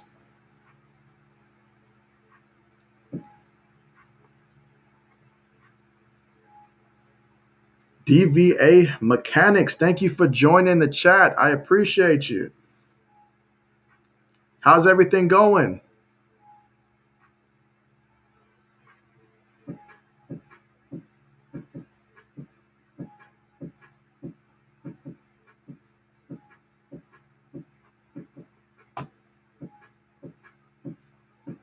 Durant's got 32, folks. 32. And he is not letting up. Kyrie's got 14 on the game. Brown's got 11. Harris has got 13. Griffin's got 7 points with 7 boards as well.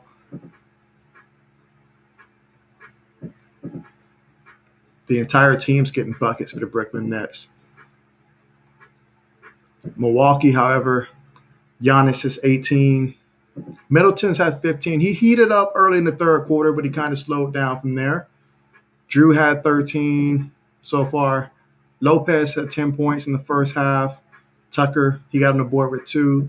Forbes off the bench for 7. Milwaukee's just looking for a spark. They're trying to find different ways to get Giannis the ball, get him in situations he's comfortable in. But against a team like the Brooklyn Nets, this is definitely the Milwaukee Bucks kryptonite, a team like this. And we're not just talking about any team here. We're talking about a team like the Nets that even without James Harden, they are still extremely talented.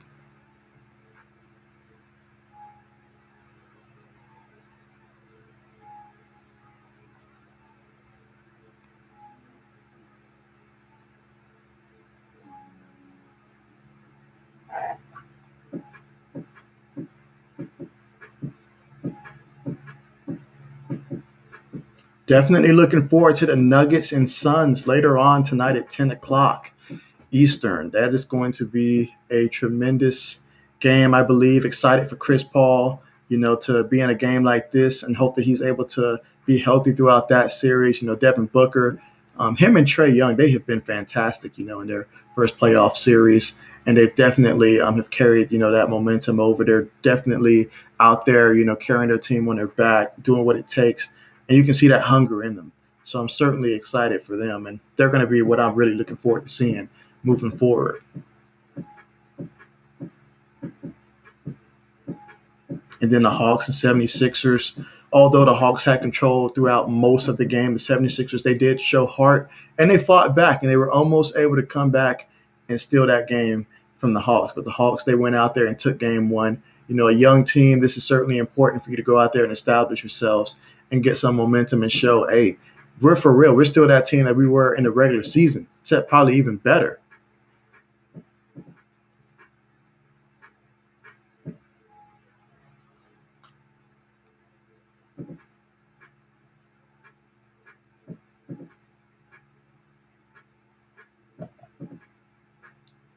All right, so they're going to go ahead and give Giannis a break. The man's been fighting to get a quality shot because the man has to go inside to shoot. So he's certainly been fighting.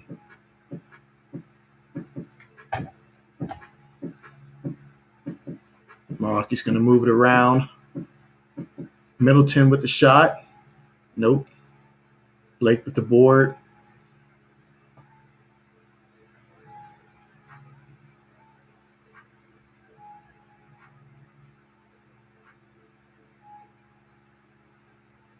Brooklyn still passing. Look at that. Look at the passing there. And now Kyrie's fit to get the work.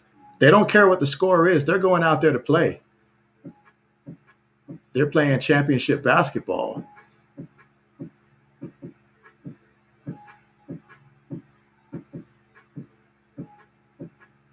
Yeah, they are giving effort out there.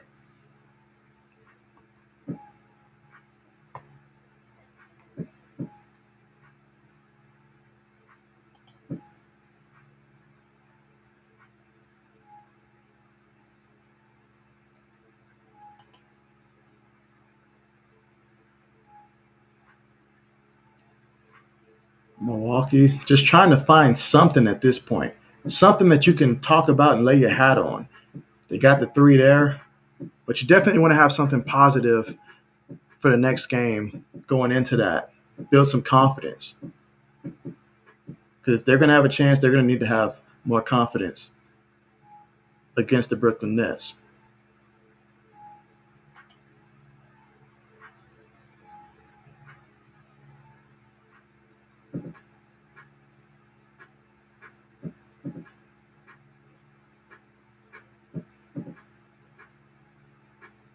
Look at the way Brooklyn moves that ball. That is, even with the miss, that is just a beauty to watch. And then they're able to get their rebound.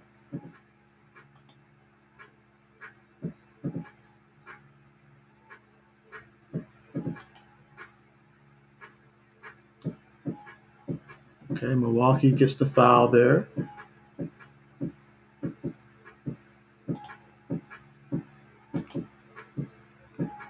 Again, thanks again for joining me for this stream, as this is my first stream, and I'm going to be looking forward to doing more streams in the future. And I'll definitely be posting those in advance so that where you guys have a heads up as to when I plan on streaming certain games.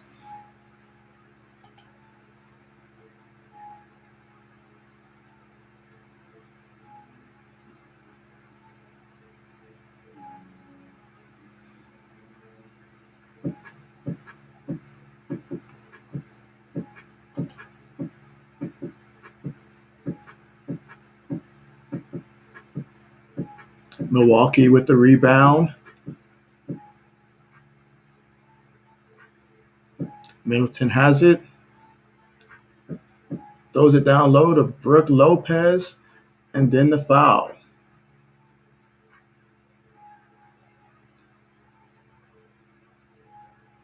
This is a 29-point game.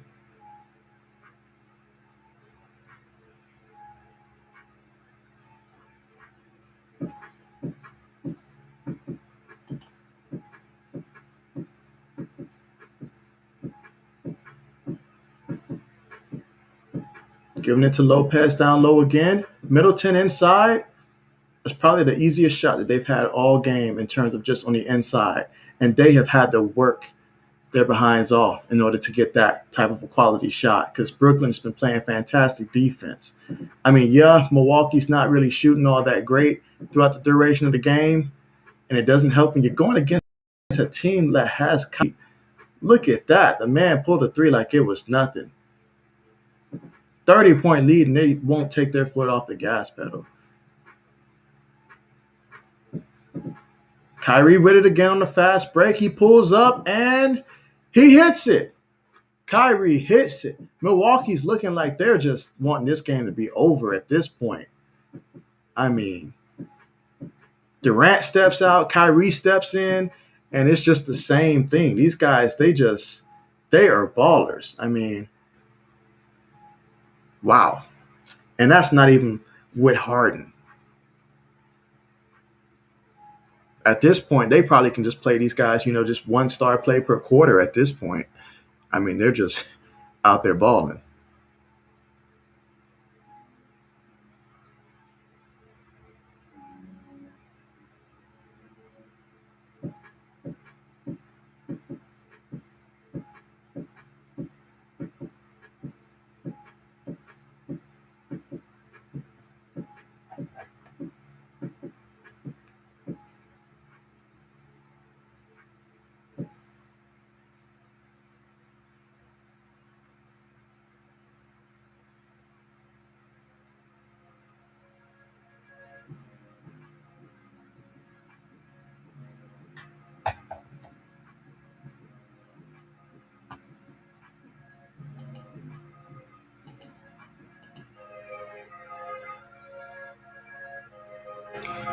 Yep. So right now we're currently sitting with Durant with 32 points, Kyrie with 22 points.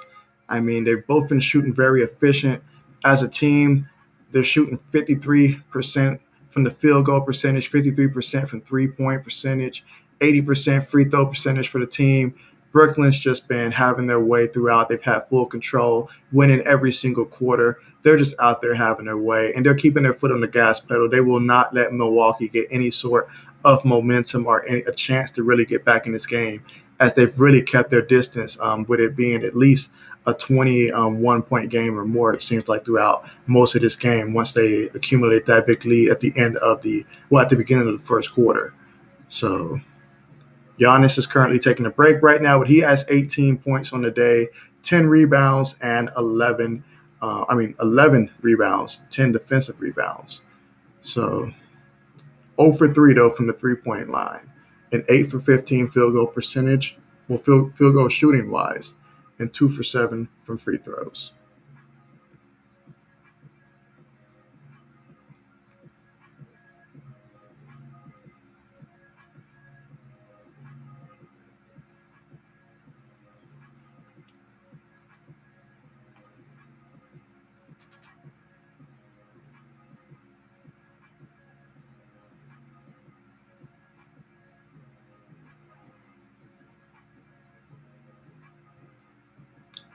The game is currently 103-70, Brooklyn Nets over the Milwaukee Bucks with about 9 minutes left to go.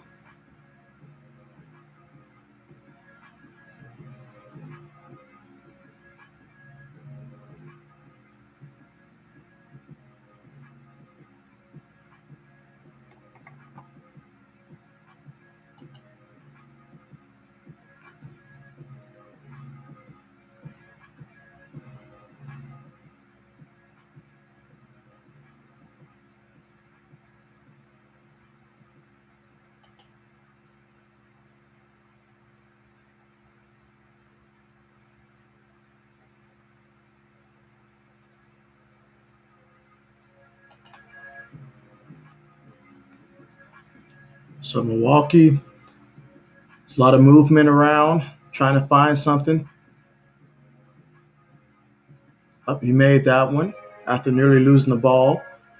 103-72. Nets.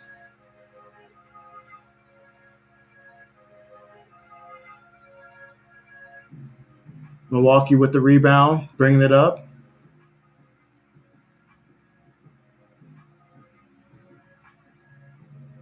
It's a great opportunity for Milwaukee at this point to just see who's going to bring it, who's going to finish with some heart and see if we can determine who would help be a better matchup moving forward in the next game.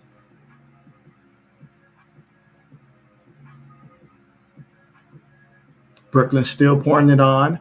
105-72.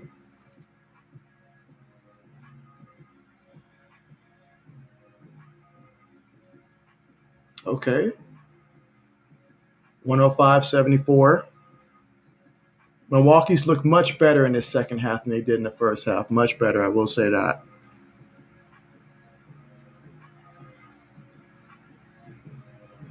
I mean, sometimes it's just not your day, honestly.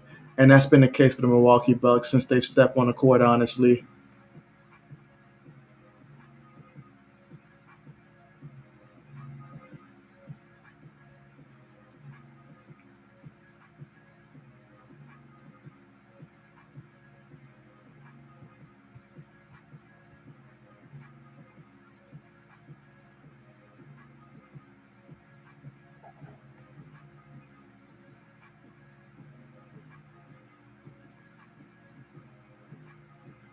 Again, later we got Devin Booker and the Phoenix Suns taking on the Denver Nuggets. That's going to be an exciting one right there. It's going to be a lot of offense. We'll see if Chris Paul, if he's truly 100%, although he's been looking great last time I saw him against the Lakers, but we'll see how he does now against the Denver Nuggets.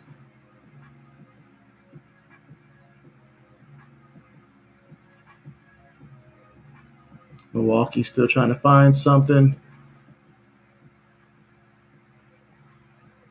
Currently at 108-74, Brooklyn over Milwaukee.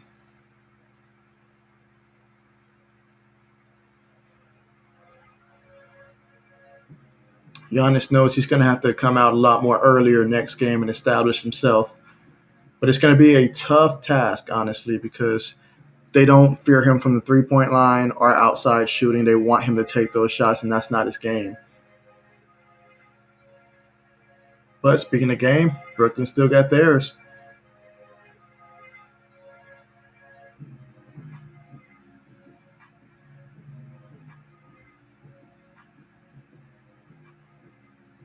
Brooklyn with the rebound, bringing it up. James has it. From downtown, no good, but still being aggressive. You got to love it. With Kyrie and Durant currently on the bench, and now James will go on the bench as well. It's a great opportunity for other guys to go ahead and get some playing time.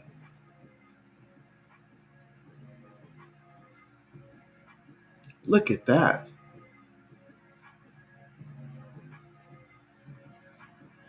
Well, I guess it's contagious, folks, playing with both Durant and Kyrie. It's just contagious for the confidence of this team. Meanwhile, Milwaukee with the brick, but they get their own rebound.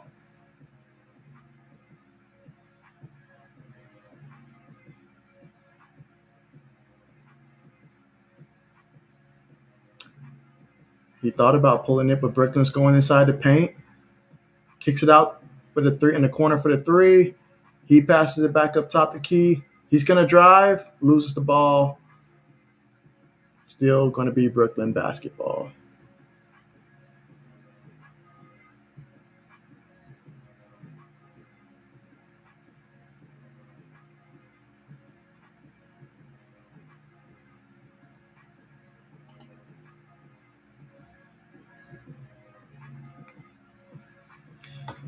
Yeah, thank you, Jay and the Bay, for hanging in there with us.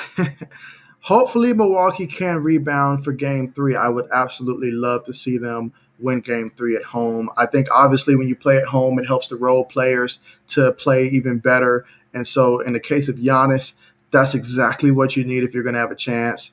And so, certainly going to look for it. And I'm going to look for Milwaukee to get out to a faster start in game three. And that's going to be a much better game, I got the feeling, in game three.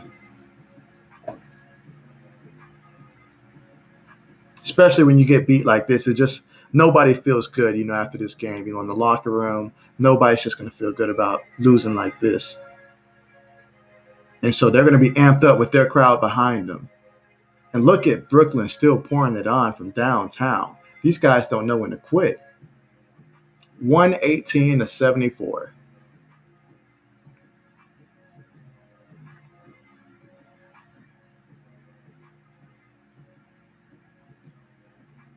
Milwaukee's looking to pass.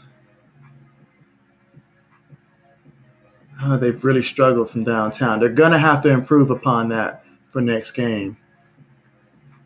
Up. Emotions are running high. Players need to be separated.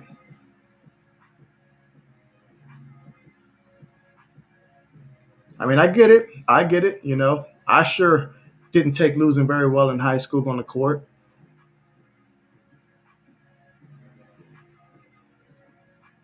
But if you're Brooklyn, there's this game's over. There's no need to start nothing.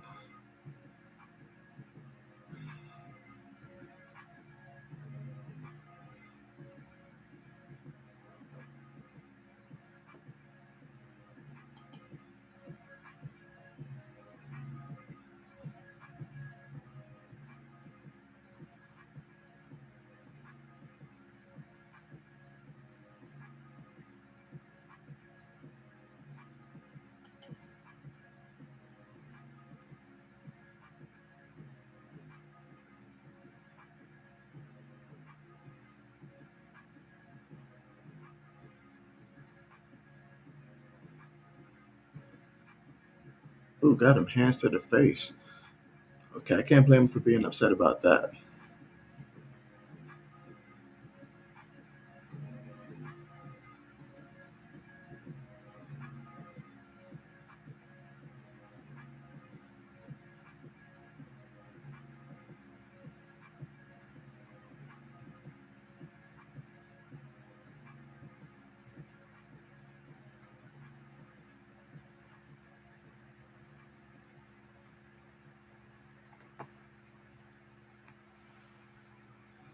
Well, this is currently being reviewed by the officials.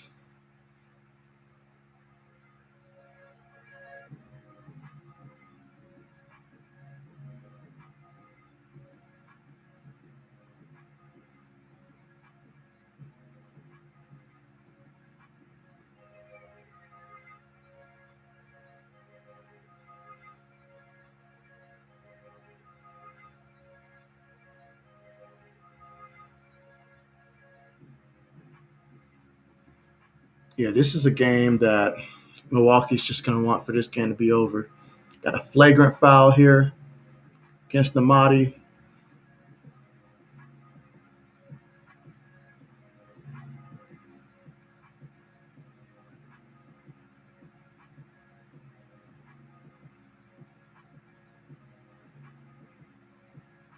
And Brooklyn shooting free throws. And of course, he makes it. Yet Brooklyn is all smiles, and they came out ready to take care of business today. But the best thing about basketball is that next game, it's all about who can get that momentum, who's going to control the tempo, who gets hot at the right time. And it's really, it's just about the next game, honestly. If you're Milwaukee, you got to put this game behind you. I'd say focus on what went well, but nothing went well, really. So just forget all of it and remember that you're a way better team than this.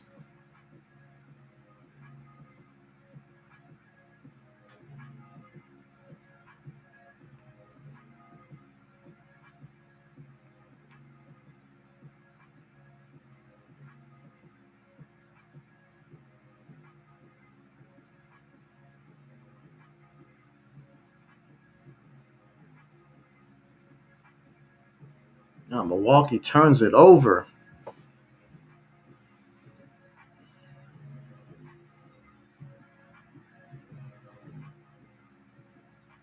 I mean, I'll give Brooklyn this. They're still playing with a lot of intensity. For them, the scoreboard doesn't matter, even though it's 123 to 74.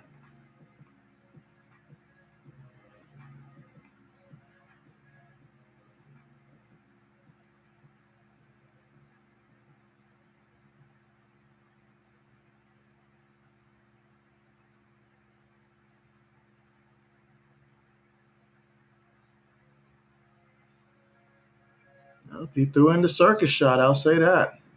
Give it to Jackson. Give him 2 points.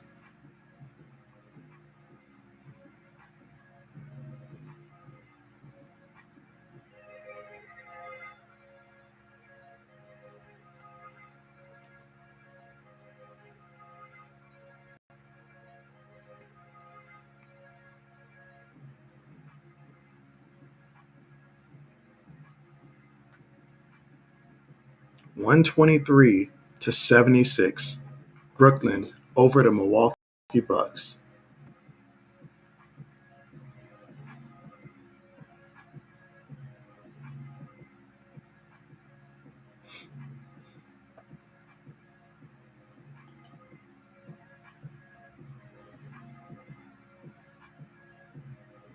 Okay, Milwaukee got a little bucket in and a nice steal.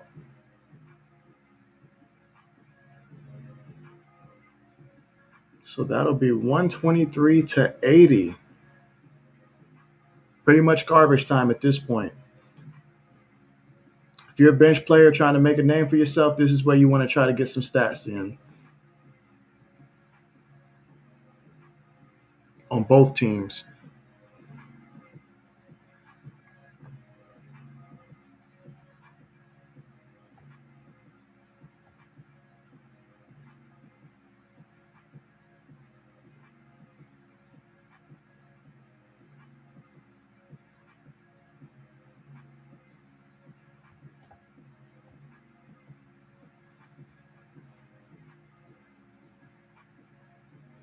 Again, game 3 is going to be played on June 10th, which will be this Thursday. And they'll be down in Milwaukee. So hopefully the added bonus at being at home in front of your hometown fans and stuff and just the familiarity, hopefully that'll help the role players, help everybody out, help Giannis out, with the crowd behind him, to make this a series. This game 3 is going to be pivotal because if they don't win game 3, folks, you might as well call it a sweep. It's going to be it's looking that way. So we're gonna have game 3 is gonna really determine so much. Obviously, there's a lot on the line. Milwaukee, they're already backed up against the wall at this point. So if they have any fight left, they're gonna have to bring it in game 3. And if I know this team has a lot of pride. So we'll see, if that results in the type of performance that can go ahead and win one at home and make this 2-1 and make this a series again. But if you're Brooklyn, you did what you set out to do. Even without James Harden. That's the key factor. We still got to remember that there's a superstar named James Harden who didn't even play in this game. That's your Brooklyn Nets.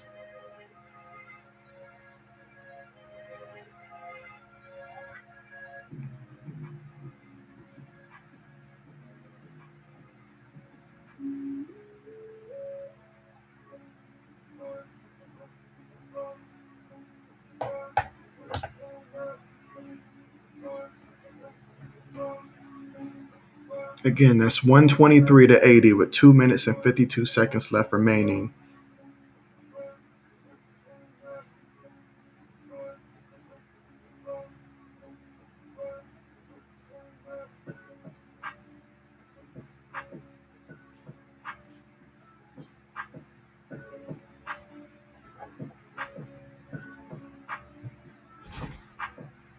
Speaking of injuries, aside from James Harden being out with a hamstring, there was also Jeff Green out and Spencer Dinwiddie as well with a knee. And for the Milwaukee Bucks, it's just pretty much Dante DiVincenzo. Totally butchered that last name.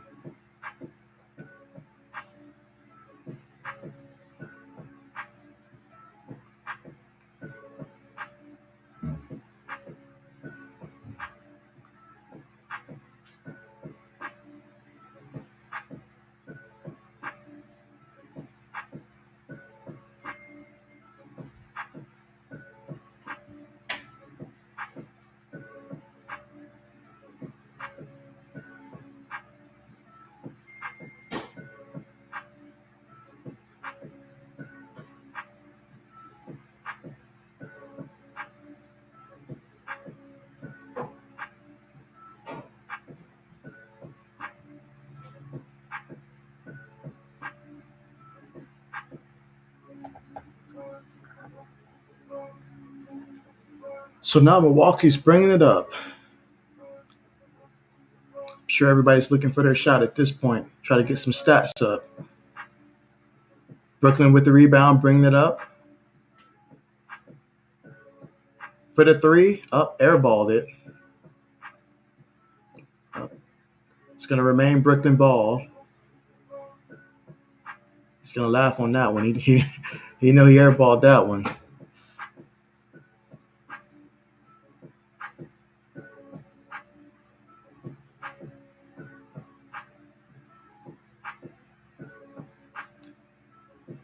Yeah, Brooklyn's still passing it even with the backups in. Three-pointer no good. Bucks have it. Kick it up court. He goes for three. Misses it. But they get the rebound.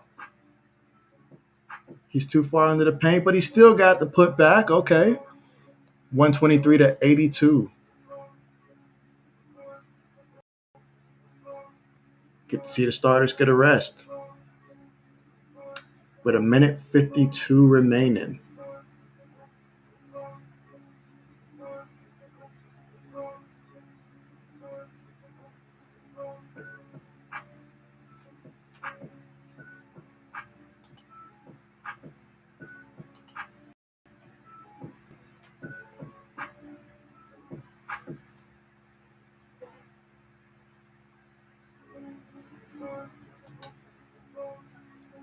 Yep, at this point, we're just running out the clock. Brooklyn's just out there just playing basketball.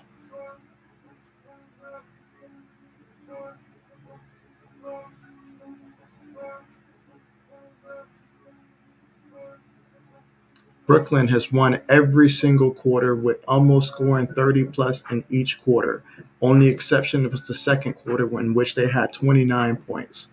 Milwaukee has not scored more than 24 points in a single quarter. The most they had was the third quarter in which they had 24 points. Giannis has 18 points on the day, along with 11 rebounds, 4 assists, a block, but also 3 turnovers. Middleton has 17 for the Milwaukee Bucks. Meanwhile, Durant, his night, 12 of 18, 4 for 6 from the three-point line, 32 points, 6 assists, 4 rebounds, and a block. Kyrie Irving had 22 points, 9 for 17 field goals, 4 for 8 from downtown, and also 5 boards on top of a steal with that.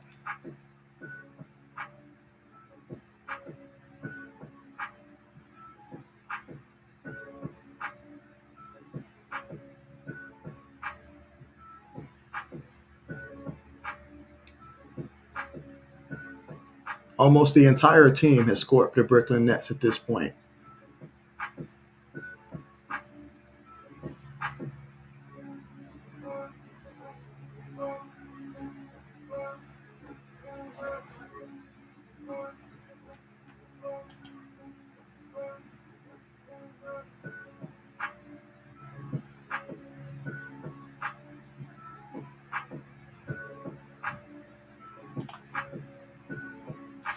The score 125-86 as we begin to wind down the rest of this game. I'll be looking forward to tomorrow's matchup with the 76ers versus the Atlanta Hawks. And I'll be looking forward to streaming that game.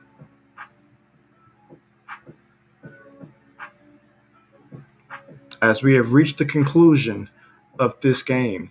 So thank you so much, everyone, for joining me for this stream. Really appreciate it. Hope you guys enjoyed it, as this was my first stream. And I look forward to streaming more in the future. So with that being said, thanks again for watching, and see you guys next time.